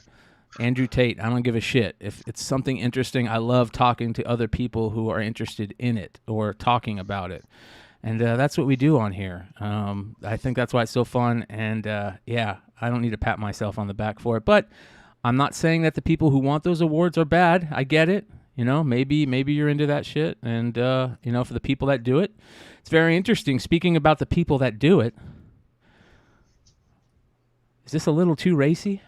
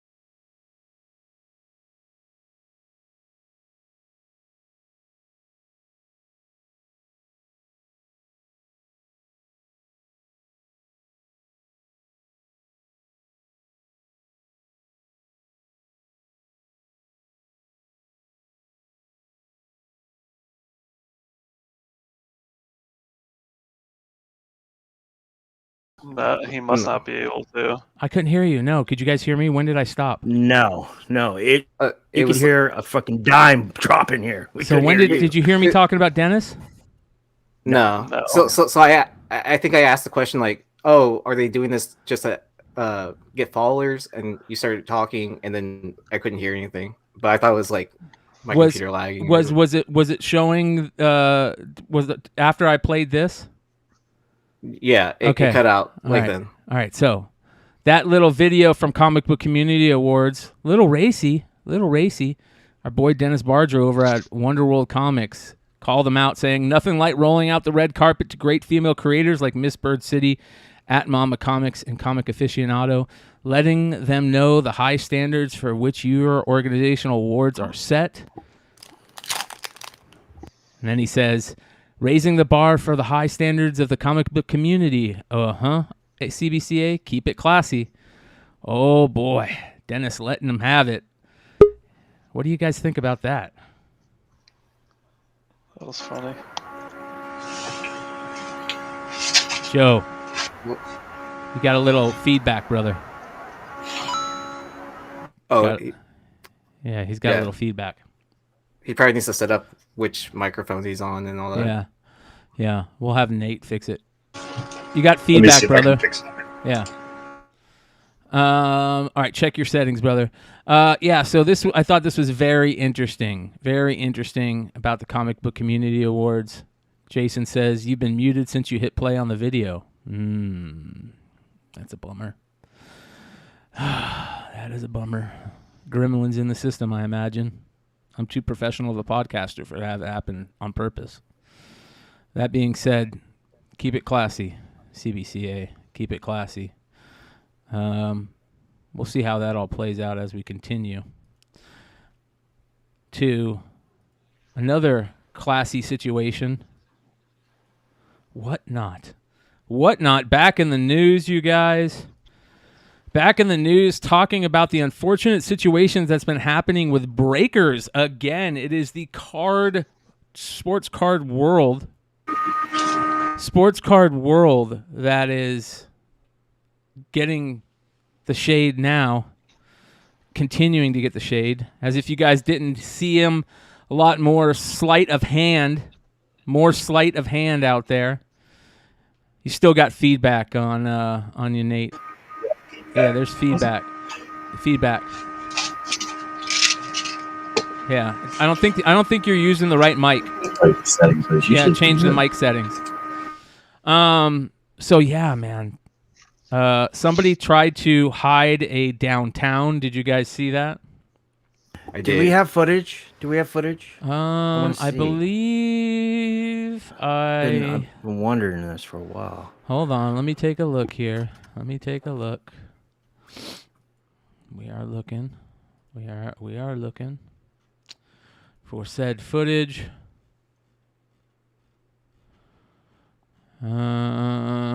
Where is said footage?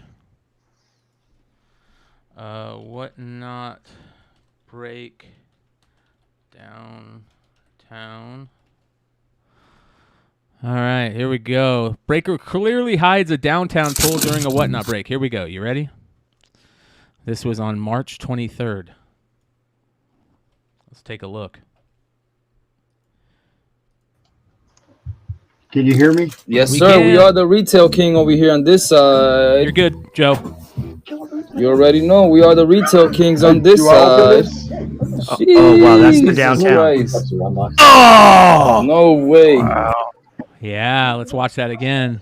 Hey, Sucasis. Here we go. Jesus Christ. No way. Does he play it off? Yep. He doesn't say anything. Yep. What a piece of shit. Who is this person? So, ladies and gentlemen, let's watch it one more time. You guys can see the downtown right. Yep. Right there. There. Pulled one recently, and that was the same exact thing I saw. Yep, and we saw it on your page. So let's watch it from the beginning here.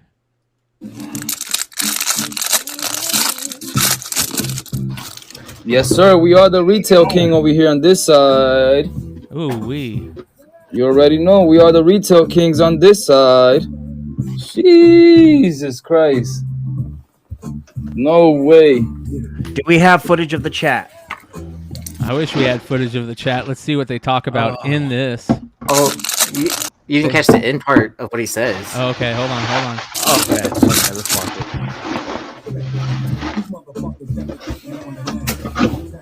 it. Let's get it. No, you cannot see the DT. Nobody's gonna see that DT.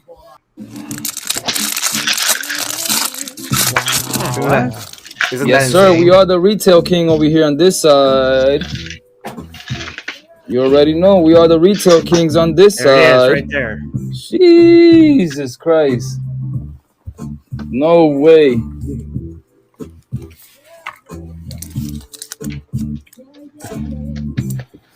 Wow. And then everyone that's doing breaks or Let's whatever, get it. It's a giant no-no to take the pile of cards off camera.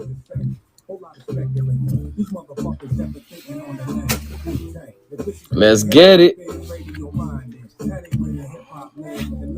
No, you cannot see the DT. Oh, let's see what people say here. Whatnot came on and said there is no room on Whatnot for this behavior, and the seller has been banned from the platform. We are also working to refund all buyers that participated in this break. Somebody replied, "You're all not doing shit. Stop the cap." Oh, they can't even catch a break, man. Here we go. Let's watch this one. Here we go. No, no, no. You got a Wow. glimpse of something. Let's see what he does.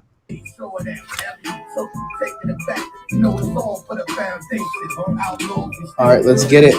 Oh, somebody grabbed another autograph from off camera. The auto, it's going to be a rookie Angel. Reed Detmer's autograph. Get the fuck out of here. Does anybody know what it really was? No. Somebody says, hey, whatnot there? Why are both Grandpa's garage breaks and store accounts still active? Is it because this hasn't gone as viral as Retail King? Talk about being committed to the actual customers and providing safety. Let's see if they replied. Doesn't look like it. Oh, boy, man. Retail King was one of them. There you guys see there. The profile was still on whatnot when they banned him. There we go. Yeah, man. Doesn't look good. Doesn't look good. Let's see what whatnot said. They said a few incidences have happened in the sports breaking community on our platform in the last 72 hours. We take this extremely seriously and have taken action on all sellers in question and compensated the impacted buyers. Those bad actors represent a small fraction of our tens of thousands of amazing sellers and small businesses who provide an exceptional customer experience. That's very interesting. I want to get back to that. After this, though, Whatnot has always strived to be the safest place for people to buy and sell, and developed many of the most robust policies in the industry, whether it's our unmatched 100% buyer protection, blah, blah, blah, blah. We acknowledge that the power of the community is critical in making the hobby safer. Today, we're introducing Whatnot Watch, a pilot community moderator program to help do so. We're looking to enlist your help in raising the bar and setting a new standard of trust. Program perks include being paid for your time spent on Whatnot, exclusive Whatnot merch, Whatnot badges, and more. Whatnot badges for doing work for them. So that's what the badges are for? We don't need no stinking badges. Interested in joining? Fill out a form. I don't know. I think it's a little too late. And you know who else thinks that? Our boy, Bronze Age Nerd. Whatnot has needed to take much more active stance in actually monitoring its streams. They have taken the position over and over that buyers should be reporting streams, but never seem to actually be watching themselves. Do better, Whatnot. Wah, wah, wah. Oh, boy. Oh, boy. Is there anything in the comics world that matches this? What do you guys think? I guess like mystery packs that don't have the grand prize actually in it. Okay. I wonder how many times that's happening. Yeah, I wonder how many times it's happening. What about shitty sellers that are douchebags, like said Epic Nation, still being allowed to sell on that app? And the person he was fighting with that seemed to have, if not the same amount, less amount of damage caused, is banned, that being Nick GQ. True. I wonder, do you guys think if any other retailers are going to work with the retailers that got banned from Whatnot? I think that's going to happen. You think that other retailers are going to be doing promotional things with Retail King's cards in the future? Probably not. I don't think so. I wonder how many people do promotional things with Epic Nation still. Well, I started looking into a little bit about Retail King. So the person that was actually breaking and handling the cards wasn't even the owner. It was like a paid employee to sit there and break. Very interesting. Very interesting. What did the owner of Retail Kings have to say? So when that incident happened, the person that was breaking was like immediately let go, fired. Because they have like 3 or 4 people that they rotate through. That's very easy to use an excuse because nobody Or not many people, if anybody, can prove it besides the people, right? Right. That were involved.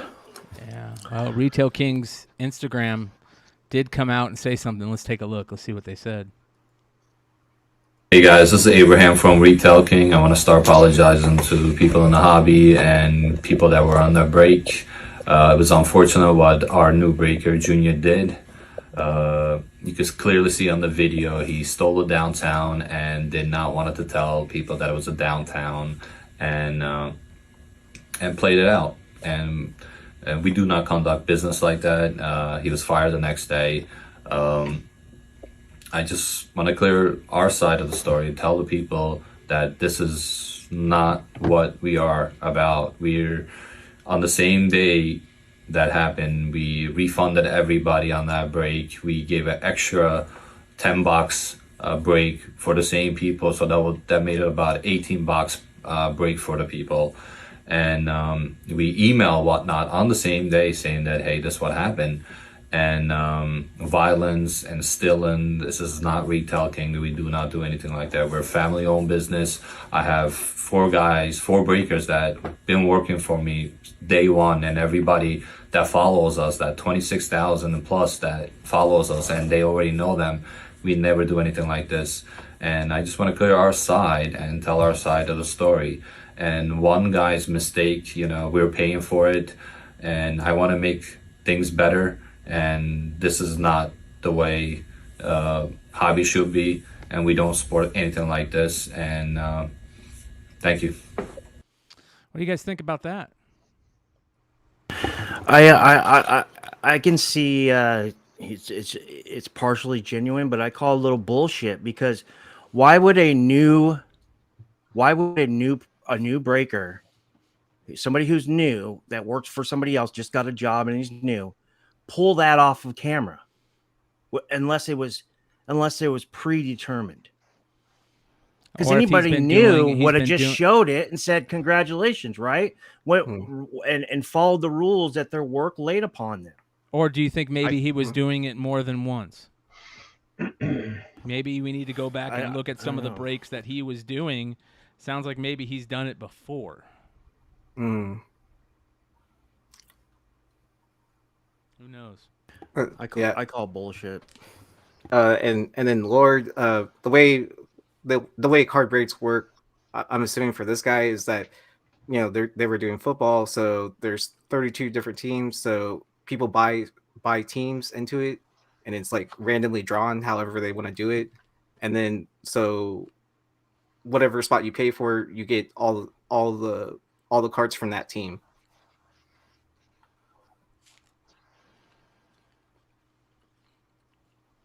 Brad says if he was new, he should have been monitored. True. A lot of this stuff is new to everybody, so we're learning how to do it. Here's what I'll say. Good on the Retail King for making this post. Good on Retail King for doing everything they've done. But we're going to keep an eye on Retail King, and a lot of people are going to keep an eye on Retail King until they build back their reputation, because that's what we have to start doing, you guys. We have to start showing them that this type of stuff causes a hit in your reputation, and your reputation is so important, because your reputation lets you do things in certain situations that you wouldn't normally be able to do in other situations, because you are a stand-up person. You have values and you don't do shady shit. But once you get caught doing shady shit, your reputation takes a hit, and it should take a hit. And you should have to create more positive karma and do better things and not have any more accidents at workday. Change that clock back to 0. Put that clock back to 0. Start on, you know what I mean? Like, that's what we got to start doing here. But we're going to continue to report the news here on Drama Alert. Ladies and gentlemen, we now have our boy, Red Hood, in the house. Hood, Trial by Red. Hood, I want to ask you, what was it like doing that show, my friend, with Thorough and T-Mac? What did you think? I don't know. Yeah. You know what I mean? So, like, I I didn't like where it was going, and I was like, Ben's a friend of mine, and he's the last person that would do that. There's nothing for him to gain. He doesn't have time to, you know. Yeah, well, I want to commend you on that. We appreciate that. That's the type of things we look for in people that we want to have in our community, man. And I'm just glad that you are part of our community. And I know I try to tell you as much as possible, but I want to tell you here in front of everybody that we appreciate you, brother. And you guys, for everybody out there that ever wonders, let me just say this up front. If you guys ever see anybody on this channel, especially somebody on a regular basis, somebody that I have an immense amount of respect for. And I would hope that you guys know me and you continue to watch what I do and hang out with us on a regular basis because you believe that I am a man of values and a man of honesty and truth. I mean, I'm human at the same time. But that being said, that these people are on the show because I respect them too. And if you respect me, that you respect them. And I'm always there for constructive criticism. There's always a seat at the table for the people that we do criticize. So that being said, we have one more story tonight for Comic Book Drama Alert. And it is a whatnot story, kind of a whatnot story, but a good story. That being for our boy Bueller. He removed the whatnot. He did. Shout out to Comics with Bueller. He made a post on his Instagram recently saying that it has been cleaned. Hey guys, Bueller here. So I'm happy to say that I pretty much got all the whatnot stuff off there. This is just a temporary fix right there. There's going to be a new logo that goes over that one. But you can see I just used some tape and cover that up. But if you go around the back here, you can see that the whatnot is removed from the back side. It used to be right above the window right there. So we got that taken down. You go around here, I took the stuff off the windows, and that was pretty much where the logo was. So that removed the logo. And just a little bit of spray can right there. This is all going to be redone eventually. This is like just a temporary fix. This is that's pretty basic, but it gets the job done. So, and the download the app sign is not there anymore. But anyway, so that's gone. We'll go around the front here, and we'll look at the front side. So the logo is removed from there, and then up there used to be Go Live, Sell Live, something like that. So that's gone as well. So anyway, working on the stuff slowly but surely. Gonna hit the road in a couple weeks. All right, later. What do you guys think? Good for him. Good for him for finally taking that shit off. It's absolutely ridiculous. It took so long for it to happen and that he had to do it. Pretty fucking silly. Pretty stupid. Yeah, I mean, especially if, like, since they didn't even, like, let him know that the contract wasn't renewing for, like, a month or whatever, and he had no idea. Like, yeah. Yeah, absolutely ridiculous. Again, Isn't this trippy? Like, I'm in Nate's fucking room, dude. Like, you're in the goodie place. Now you're in the goodie place. Well, let's take a quick look. I need a southern accent like Nate. Hey, y'all. Let's take a quick look. Thank you guys for hanging out with us during the drama report. Let's take a look into that beautiful room of Nate's. Look at all those goodies, man. It's mine. Yeah. Look what I just received. Are you guys getting an echo still? Is there an echo? No? Me and Nate just got a 7-0 on this G.I. Joe. Nice. All right, check your DM. I'm checking my DMs now. I did see our boy Darth Lopez jump in and explain what he was saying by his comment. Don't worry, brother. I don't think that you were saying anything out of line or anything. That's for sure. So I don't want you. He gave a message about what he was saying. Manny put this up and he says skip to 424. Hey, what's up, ball Paul? People as many as like. All right, let's take a look here. I'll skip to 424 and I'll bring it up for you guys. All right, this is more comic book drama. So let's get back into comic book drama without the intro, but it'll start for a second.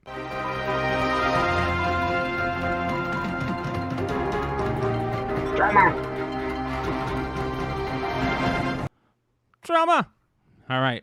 Drama. Here we go from our boy Manny at 424. You go to this guy's page and it's literally all downtowns. It's like leaving breadcrumbs to a crime. It's unbelievable. All downtowns. You can see it right here. It's like this guy's actually addicted to downtown. He has all he has all these downtowns, and what's funny about like sports cards is they are actually like semi-limited printed in there. I don't know how little, but I know like super short prints, SSPs, they are actually like seeded, and there's not really as many as like other cards. So it's not like, oh, they made just as many Charizard Vs as they made like other things. So there's just a whole wall of just downtown print rare. That's Yeah, that doesn't look good for said card person, that's for sure. Yeah. That's for sure. Not good at all. All right, you guys, let's get into some comic book talk. Richie, you ready, my brother? Let's go. Let's do it. Welcome, everybody, back to another segment of Let's Dig In with Dollar, the upcoming FOC segment. Just Marvel and DC.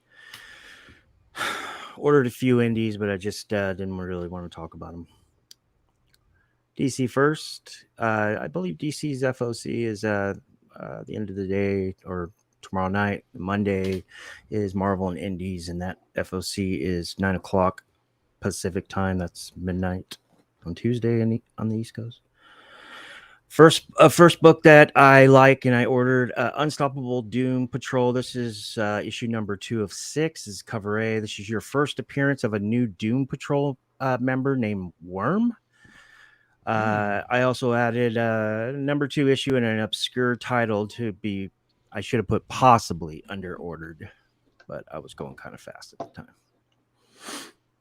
Here is the 25 copy incentive, or aka 1 in 25 Melina. I really like a lot. I have a feeling this is going to be hard to find. And new character, first appearance in the guts of this issue. I like the art on this. This is Blue Beetle. This is 6 of 6. Last issue alert. Last issue alert. All my last issue collectors. And also, this is the Spanish version, which is on FOC this week. Open to order, of course. Green Arrow number 1. This is a Dawn of DC tie-in. Cover A. First appearance of a new character coming in this book, reported on the DC website. Sean Azosky is one of my favorite modern comic book cover artists and just artists in general. He's on the pencils. That's a win-win for me. And not a lot of people or retailers ordering Green Arrow, even for a number 1 issue. But this is the wraparound. It's the Sean Azosky wraparound. I don't know if the new character's on that cover, but if he is, that'd be really cool. I believe this is open to order as well.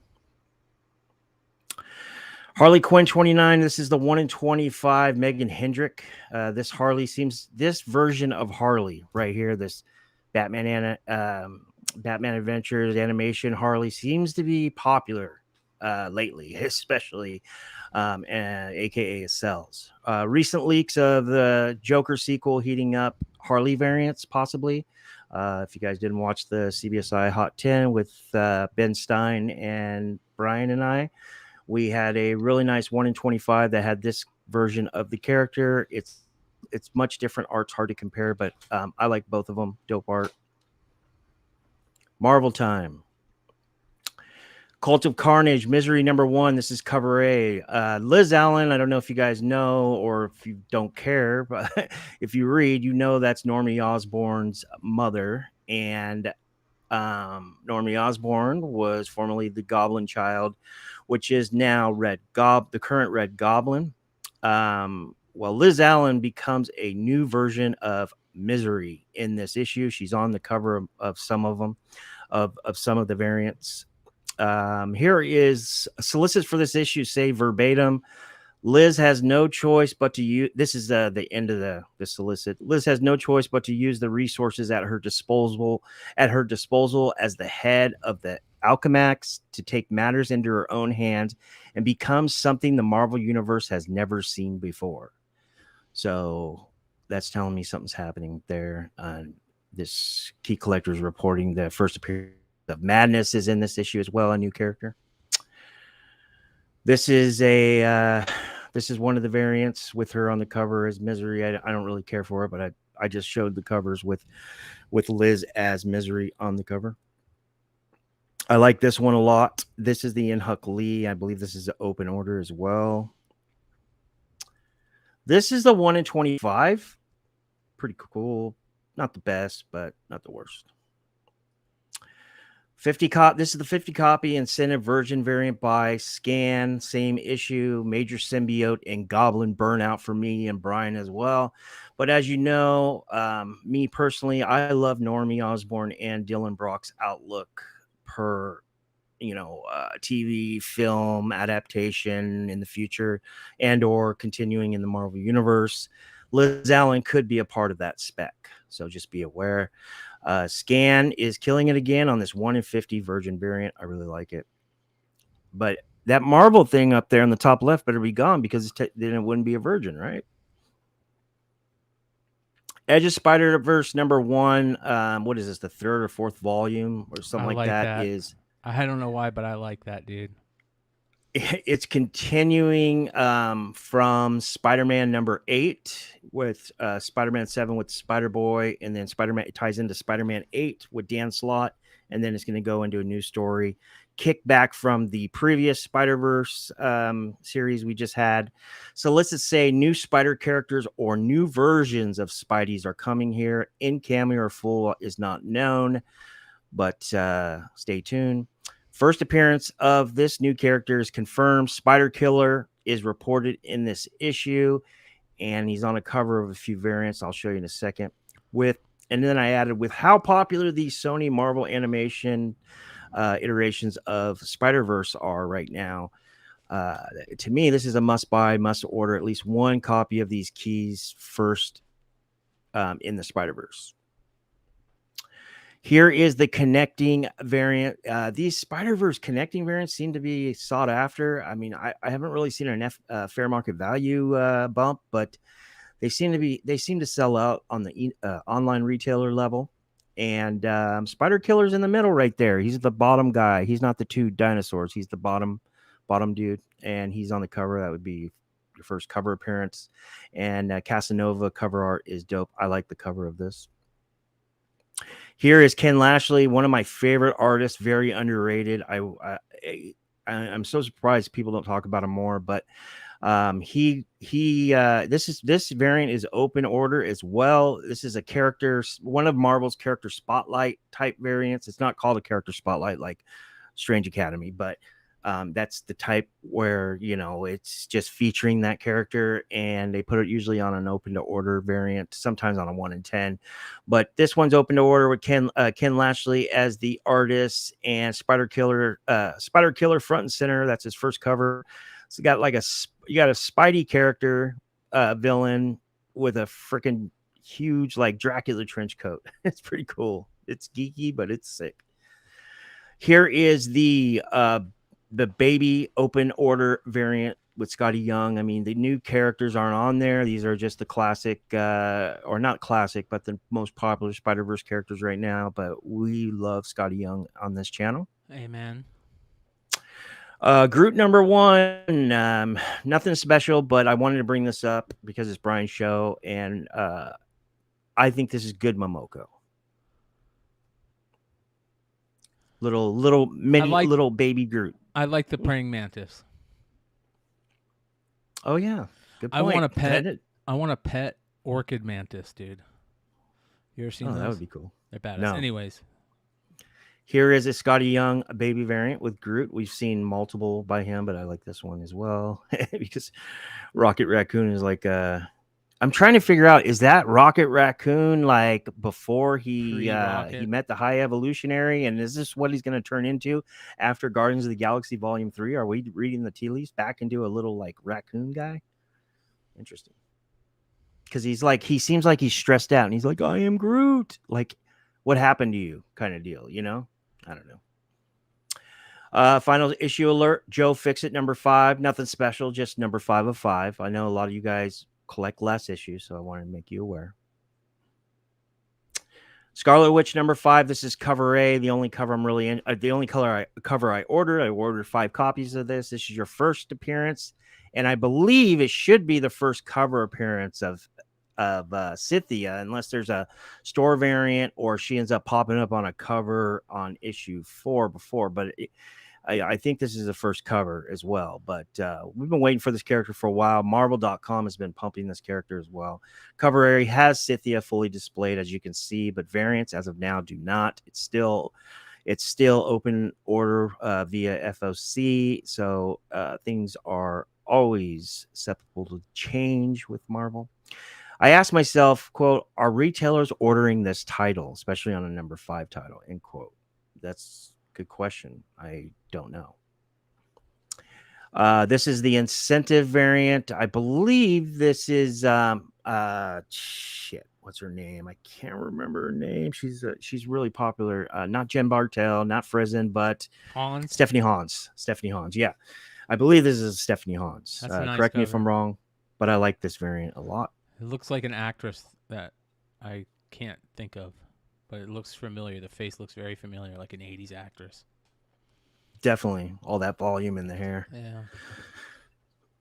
This is an interesting one. I guess Marvel's doing a theme variant, of course, as they always do, but they're doing Spider-Verse variants that are open to order, and I don't know if there'll be any incentives, but this is Scarlet Witch Spider-Verse variant. And if you can see in the background, supposedly that's like the Spider-Verse, and it's just you can't tell because of the color, and she's like, you know, half Spidey, and she's like shooting a web. I think that's pretty decent. I don't like the black. I don't like the black down there though, where it says Scarlet Witch Spider-Verse variant. I hope they remove that. Yeah. Okay, last title, Spider-Man 2099 Dark Genesis number 1, cover A. Multiple first appearances in this issue. Marvel.com is reporting we get Carnage 2099 in this issue. It says we just got work, but we just got word right before I came on the show that Blade 2099 is showing up in the guts of this issue as well. If you guys are speculating or investing long term on these 2099 characters, new character Carnage 29 on variant covers. Here is the Lashley frame, which is badass. Yeah, I think that's really dope, and I love how he made them like all like Miguel O'Hara's costume colors, 2099 colors. And then this is the incentive, and I really hope this changes, but it's basically what you see here, and I guess it's like a news release of a partial origin of this character. I think that's cheesy, and it's a high ratio incentive. I think it's like a 1 in 25 or 1 in 50. No way I'm ordering 25 or more copies to get this variant. That's trash. I like this one a lot as well. This is really cool. Yeah, it was kind of cool. Here is Spider-Man number 8. This would be the next issue after Spider-Boy makes his introduction. This is the Liefeld. Love LaFeld. This is the LaFeld. We love LaFeld on this show, so I thought it would be pertinent to have this baby on here. This is, of course, the Mike Zeck. I thought it was a swipe because I don't see Zek's name on there. It says after Zek. I can see it. Oh, okay. It says Homager variant. Wait, didn't Simon Bianchi, didn't he do a cover like this with Deadpool? Everybody has done a cover like this, dude. Yeah. I'm Homage swiped out. Oh, yeah. Okay. This is Star Wars Yoda. Sick. This is the incentive variant. This is number 7. I like this a lot. Yeah, that is sick, man. It's going to pop right out the gate. I already can feel it. So I grabbed one of these. And then we talked about this, I believe, a week or two ago on Wednesday or MCM. I can't remember. But Brian showed me this one. And he was like, what do you think about this? And then I thought it was just mind-blowing, literally. But I love it. I think it's dope. And it's open to order, though. And it's a number 1 issue of a X-Men title. Expect to see a lot of them. Thank you guys. Like, subscribe to my channel. I'm working on my videos. I'm putting sound effects and I'm trying to add like what the fair market value of the cards I pull are on there and stuff. So I'm trying to make the videos more professional and better because that's my goal for 2023. Thank you for watching. You guys can find the link to Popcorn Culture below in the description, as in every video that I put out. You can find his link below, and you can also listen. Here's another thing, you guys. Before we move on, I want to show something to everybody. If you guys go to the YouTube page, let's go ahead and do this here. Let's go find my YouTube channel. All right, if you guys go to the YouTube page and you're looking around and this and that, you guys can see we got the clips up top. We've got Modern Comic Mayhem playlist after that. We've got the Wednesday Night Review Show playlist after that. The Bogcast playlist after that. So if you guys haven't seen this week's episode of the Bogcast where we talk about Bobby Lee. So that's what I'm trying to talk about Bobby Lee and nukes, UFO nukes. It was a very interesting show. You guys can check that out. In the Bogcast playlist, I have a ton of Bogcast stuff there. We also have the Hot 10 and the Almost 10 Clips, Comic News Weekly with Brian Wood and Comic Man Andy and Rhinoverse. Of course, Popcorn Culture with Dollar. You can find all his videos here too. And these go straight to their channel as well as Duncan Chat. So I don't take any of their views. They get the views. You can also find recent guest appearances. But most importantly, the thing I wanted to show you, check out Homies, you guys. If you go into Homies, you can see all the friends of the channel. I'm adding more every day. There's all kinds of people on there, so I got to add a bunch to it. But shout out to everybody that is friends of Beyond Wednesdays. We appreciate you guys, including Popcorn Culture. So make sure you guys go check that out. Also, you guys, let's get into our boy Lefteros. This segment, of course, always brought to you by Popcorn Culture and Bird City Comics, our FOC segment. And I love going over Lefteros's picks, who is brought to you by Cover Price, to start off our FOC segment with Richie. Of course, The Grim 10 is his #1 book. He says, solicitation states that the character will reveal himself and hell awaits. So there you go. Neighbors #2, Rosemary Baby homage from the cover poster of Rosemary Baby. Super creepy old movie. Stephanie Hahn's cover. You've got Star Wars High Republic Adventures Quest of the Jedi #1. This is the first appearance of Barnabas, Vim, and Bly, of course. And this is the cover A. Lovesick #7, Virgin variant cover for the final issue of the series by Luana Vecchio. It's a nice cover. And Edge of Spider-Verse #1, of course, the Lashley variant he's showing here. And, Richie talked about Edge of Spider-Verse #1. There's the Yoda book, a different cover. First appearance of Megadroid. Some of those group books that Richie was talking about. And, of course, shout out to Cover Price and Lefteros for those great picks every week. I love Lefteros's IG account. That's why I love doing the little spotlights on them. Make sure you guys go check them out. It is really, really good stuff. Shout out to Lefteros. All right, let's continue on with a quick look at a couple more FOC orders over at our second favorite FOC page, Economics and Comics. They do their FOC page, which is pretty cool. And it gives us a shot to look at some of the other books that we didn't necessarily talk about in Richie's or Lefteros's post. That's Star Wars #34, John Tyler Christopher action figure variant. It's pretty interesting. It's Darth Maul. Of course, there's Cult of Carnage, the Inhuck Lee. So if you guys see anything in here that we haven't already talked about, most of them we've already talked about, but let me know what you guys think. Nakayama cover, Vampirella cover, Headless cover. This should be a niche comic cover. Decapitated Heads. There you guys go. New niche comic collecting category. For those of you guys that don't know, in the Beyond Wednesdays Discord, you guys can find links to the invite to the Discord. There is niche comic collecting where we have creator first skull covers, bondage covers, innuendo covers, all kinds of fun stuff where people put versions of those types of niche comic collecting. So let's go ahead and add. Let's add decapitated head covers. There you go. And we're adding stuff all the time, so if you guys are into niche comic collecting, we've got die cuts, Kickstarters, recalled comics, DCU variants, all kinds of fun stuff.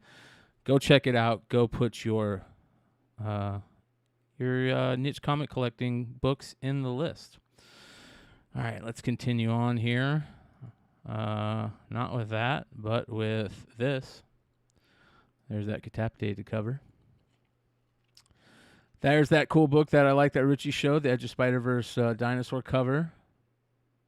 More of Richie's picks.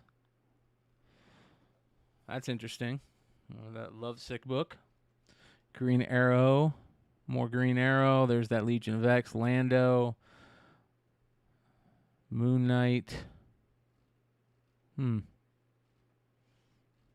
That's crazy. Not anything super crazy that I see. 5 pages of this. Ooh. All right, look at that Lovesick cover. That is very interesting. Cover your earmuffs for your eyes. Earmuffs for your eyes. Now that's an interesting skull cover, you guys, huh? Interesting skull cover right there. What do you think? There's a skull on that cover? Oh, boy. Philadelphia. Dead Romans. That's an interesting cover. There's more Vampirella books. Dune. Quicksand. There's the Unstoppable Doom Patrol book. Sandman Universe Dead Boy Detectives. Look at that. Jenny Frizen Harley, of course. Riddler Year One. More Defiant stuff.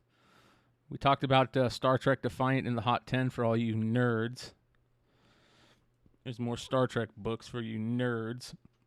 Nerds. Mortal X-Men number 11, Storm.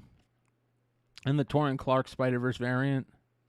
There's all those cool Groot covers. More Momoko. Star Wars Insider, Ahsoka. Foil variant for that one. Be on the lookout for that. I like this one better, the PX edition. That one's pretty cool. What's the furthest place from here is still being printed? Holy cow. Brian, that if you go back to that Star Wars PX, I like some of those covers. Yeah. Like a couple of those variants, I know they're like $10 more, but they're pretty dope, dude. I agree with you. And now that CGC is hopefully getting faster on grading magazines, you can start sending them in. So Tony Fleece cover there, plush number 6. That's interesting covers for that plush book. Kaya number 7, the Ambassadors. More Vampirella. Let's see here. What are we ending out with? Grimm. Nothing super crazy. Godfell. Lazarus Planet. That's something that we got to talk about is Lazarus Planet. A lot of interesting stuff coming out because of Lazarus Planet. I don't know what you guys think about what's going on with that, but did you see that we're going to have Batman and Robin Lazarus Planet, which is going to be interesting. So, again, you guys, shout out to our homies over at Bird City Comics. You guys can go say hi to Anthony at MegaCon this week at booth 1057, I believe it was. Was it 1057 or 1157? Something 57. But a lot of interesting books you guys can go pick up from him and say hello to Anthony out there, and also James from Hive Comics. I know they've got some interesting stuff too. But shout out to both of them, and of course also to Nearing Nerdvana. Very interesting stuff that they are doing. But the Batman and Robin stuff was kind of interesting. Did you guys see? What did you guys think about that? I didn't hear about this. You guys didn't hear about it? No. All right, let me see if I can find it here. And if Aaron hasn't heard about it, you must be super VIP. All right, new Batman and Robin coming from Josh Williamson and Simone DeMeo. This is a shout out to Bleeding Stool for this one. New Batman and Robin comic from Joshua Williams and Simone DeMeo. It's Batman and Robin time and at MegaCon convention in Orlando, playing out alongside C2E2 in Chicago. DC Comics ran a panel with Jeff Johns, Josh Williamson, Philip Kennedy, Johnson, Simone DeMeo, and Mitch Gerards, and showed off Donna DC trailer. Let's take a look at that Donna DC trailer here. It should be down here. Where is Donna's DC trailer, damn it? Where is it? Let's take a look. Let's try this, Donna DC trailer, and search. There we go. Donna DC trailer. Let's take a look. Greatest superheroes. Their mission is to protect the world from evil. The DC universe is heading toward the light, but it's always darkest before the dawn. Dawn of DC. A year-long storytelling initiative, new epic series, new creative teams, new battles to fight, forging the future, one hero at a time. I felt like they just went to ChatGPT and said, make a commercial for us about a new summer event from DC called Dawn of DC. Go. And then they went, darkest before the dawn, new heroes are born, and just spit that out because that was garbage. But what looks interesting is that it will include a new Batman and Robin series launching in September. And Bruce Wayne and Damian Wayne are back together. Also included designs of the Robin mobile that's going to show up in said book with Damian Wayne riding around Gotham. But I like the look of this. It looks pretty interesting. It's almost got like a cartoon look in a dark world, if that's the best way to put it, like a cartoony look in an Arkham Asylum world, if that makes sense.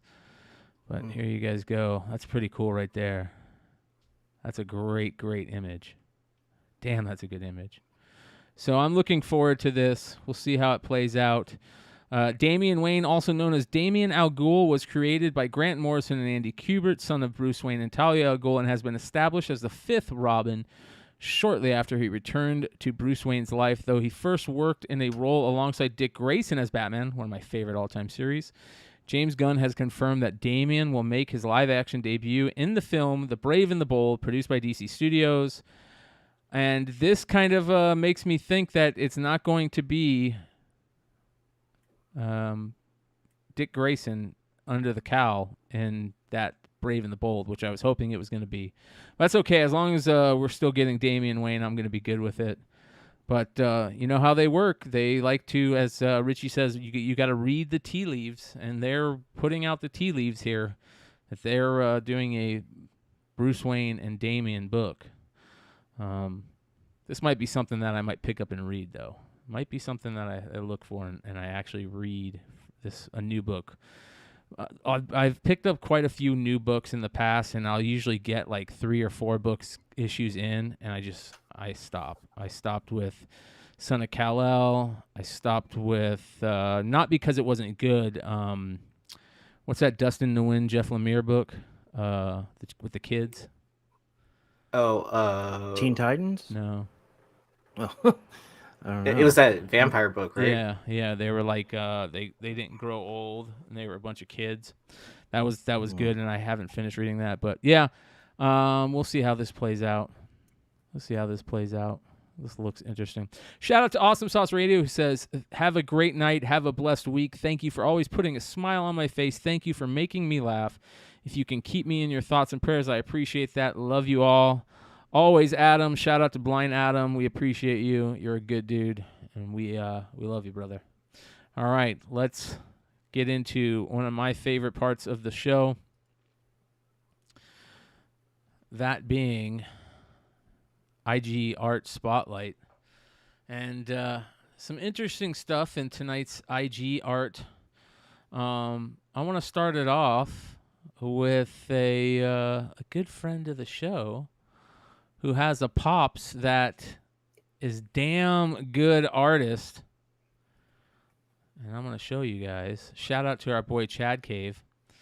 whose dad has been doing art for a long time. His pops. Thank you so much, John. Little Monsters. Little Monsters. There we go. Yeah. His Oh, I thought you pops. said Sorry. Chad Cave's pops. Jerry Cave Art. Look at this, you guys. Are you kidding me? Chad Cave's got a famous dad. Look how badass that is. Acrylic on Eminem, acrylic on canvas. That's some damn good shit. So I thought this was pretty cool. He said his dad was an artist. I said, no way, dude. And he sent me over this.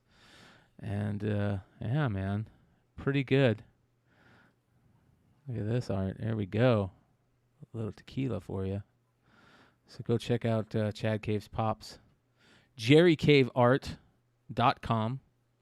He's got a lot of cool stuff. And yeah, maybe you see something that you like. Little Russ's Pour, 16 by 24 acrylic on canvas. Got some really, really good stuff. Look at this. Springtime in Scottsdale. That's a good one. I like that. That is exactly what it looks like out here. And it's spring training games, but very good stuff. I really like that Eminem piece. There's something about that I think is really, really cool. But shout out to Chad Cave's dad, Jerry Cave, a great artist.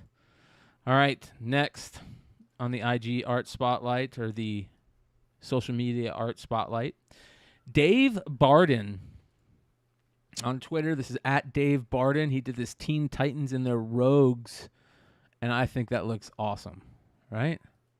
That look good? Yeah. I think it's a good art piece right there. Would be good for a cover.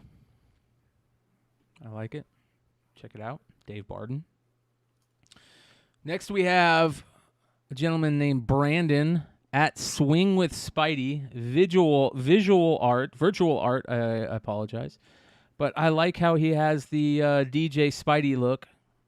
It's one of my favorite pieces, favorite covers. They did this look a couple of times. They also did a hot toy based on it.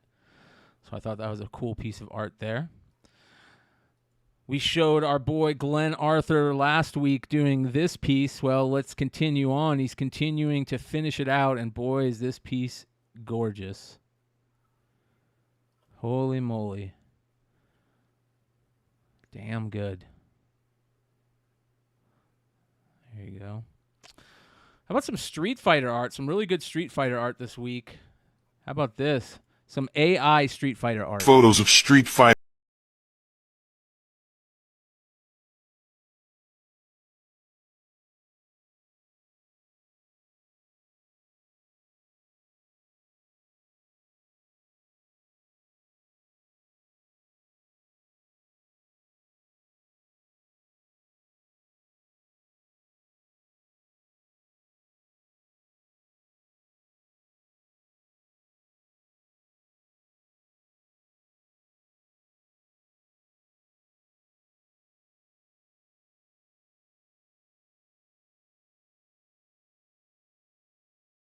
Dude. So that's what they were doing offset during the movie, right? Yeah. Yeah. I don't know, man, but this AI art is good, and I like that they're doing cool shit like this with it. So, pretty good. Speaking of IG or Street Fighter, Mark Huizinga, amazing comic book artist. Look at this. He said, so the trailer for some new characters for Street Fighter 6 has dropped, and I absolutely love Cammy's new design, so I figured I'd do a piece during my break today. What a great piece of art right there, Mark. Great stuff. Keep it up. And finally, our boy Television dropping another AI-generated video for the Jay-Z song Savages, I think. Let's take a look. Does it have any music? There we go. Trying to find the proof, trying to fight the feeling, the truth. Tied up like the noose they've been concealing. Dipped in and diamond so that you find it appealing. Time for dealing, despite y'all dealing, we are the savages, the natives who fight the appeal of all your lavishes. The brave who find what is real and call it as it is. And use a mind of wheel to escape the laws of averages. To be rich and broke, could it be broke and rich? You see, it all gets flipped by those who master this, who give a whole new meaning to. pretty dope stuff, man. It's cool stuff. So make sure you guys go follow Television and also follow his projects that he is doing. He's got multiple projects. Television on IG and on Instagram and Twitter. Of course, he's been killing it lately. He had that great book that he put out, and he even talked, this is pretty cool, he talked at Web3 Wednesday a few days back, which is pretty cool. So check that out. Television doing his stuff. I like this guy a lot. I think he's a cool cat, and I think he's got great art and great ideas. So Blank Canvas, go check that out. That's his AI book. Really good stuff. And shout out to everybody that hits me up about this part, this social media artist spotlight. I love doing it. Keep on sending me suggestions, and shout out to everybody that we've spotlighted on here. This is excellent. So that being said, we've got pickups and we're done, you guys. You guys got any pickups? No, but I wanted to mention this. So I did a little research. I mean, I only really collect ticket stubs that I've actually been to, but now it's a little too late. So I've been picking up these blaster boxes with framed ticket stubs and looking on eBay to see if I can get good deals. But I did some research on this one I pulled on my channel recently. This is the Rolling Stones ticket stub, Rolling Stones concert at the Cotton Bowl in Dallas, Texas, which sold out, which is a lot of people. Friday, November 18th of 1994. And this was the third ever concert, live music event that was broadcasted over the internet. And it was the first by the Rolling Stones and first ever by a platinum recorded artist to broadcast their live stream, I should say, their entire set on the internet. Wow. And Mick Jagger actually goes in the middle of the set and he says, everybody, I don't know if you're aware of this, but we have many more fans that are watching and listening. I want to say thank you across the world to anybody who jumped, and he says, jumped into the internet to join our concert. That's kind of cool. So if you want to go ahead and fact check what I'm saying, go ahead and just Google Rolling Stones Friday, November 18th of 1994. So you were talking about those. They have started putting out sports versions of them now, huh? Yeah. So let's see here. We'll go ahead and share it up and let's check it out. All right. So here we go. These are the sports version. They just came out on targets.com. And I had never seen these before, but I thought it was pretty interesting that they have the Yankees, Aaron Judge, and they have Mike Trout on there as well. These must be special days. I would love to have Mike Trout's debut. That would be a dream come true.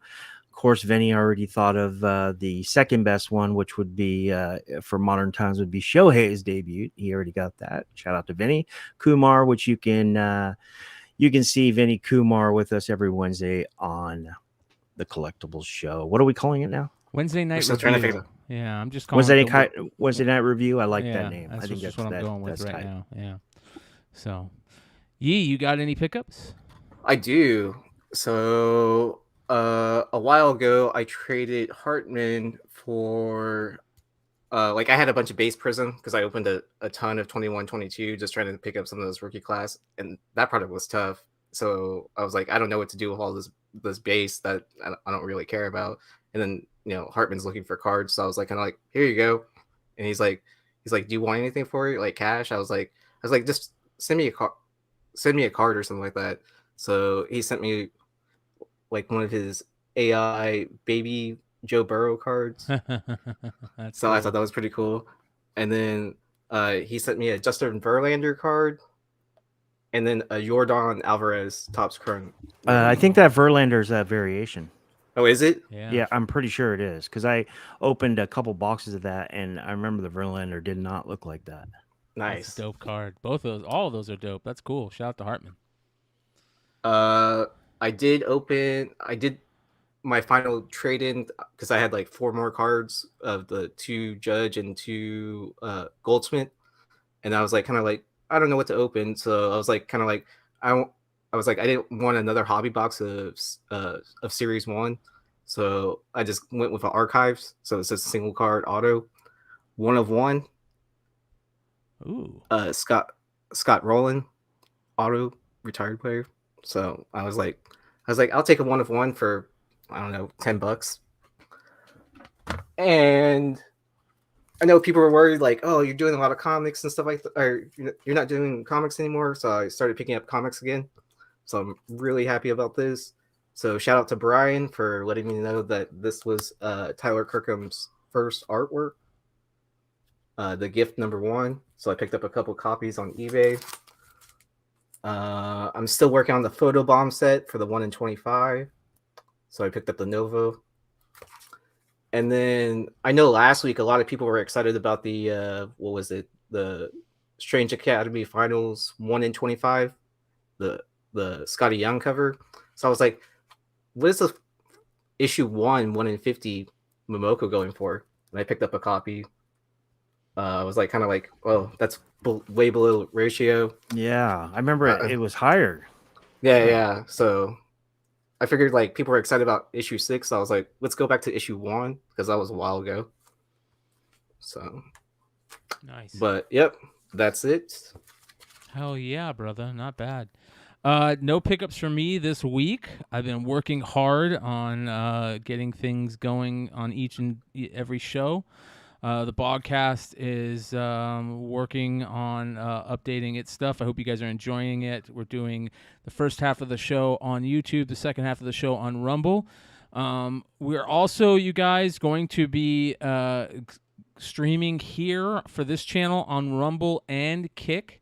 And I'd appreciate if you guys could go take a minute to sub up to those channels over on Rumble and Kick for me. It is tough to get those subscriptions over there. So let me go ahead and bring those up real quick here. In order to stream live over there, you basically have to have so many subs in order to do it.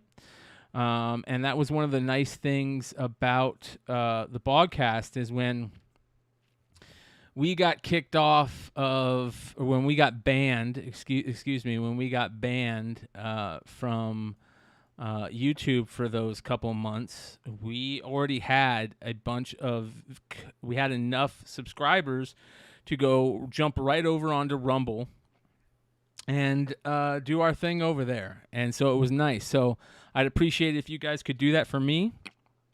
For Kick, there is our Kick account. Go give that a follow for me. We'll be streaming on Kick as soon as we get enough followers to do so over there. And then of course we will also be streaming on Rumble. Here is the Rumble links too. And I will update those for everybody that's watching on the replay. If you could, please check out the links below. They are in the description for those accounts. I'd really, really appreciate it if you guys could take a look and sub up to those things. It'll really, really help us if you do so. Also, if you guys love our Spotify music at the beginning of the show, you can also go and sub up to that playlist. It's called the Beyond Wednesdays playlist, and any music that we play at the beginning of the show is found on that playlist, along with any songs that you guys ask me to put on the playlist that I think would be good. If you guys have any suggestions, every once in a while I'll throw some of your suggestions on there. We had a really good one a few weeks ago for 46 and 2 by Tool. So we are going to add that to the playlist right now. 46 and 2 is on the playlist.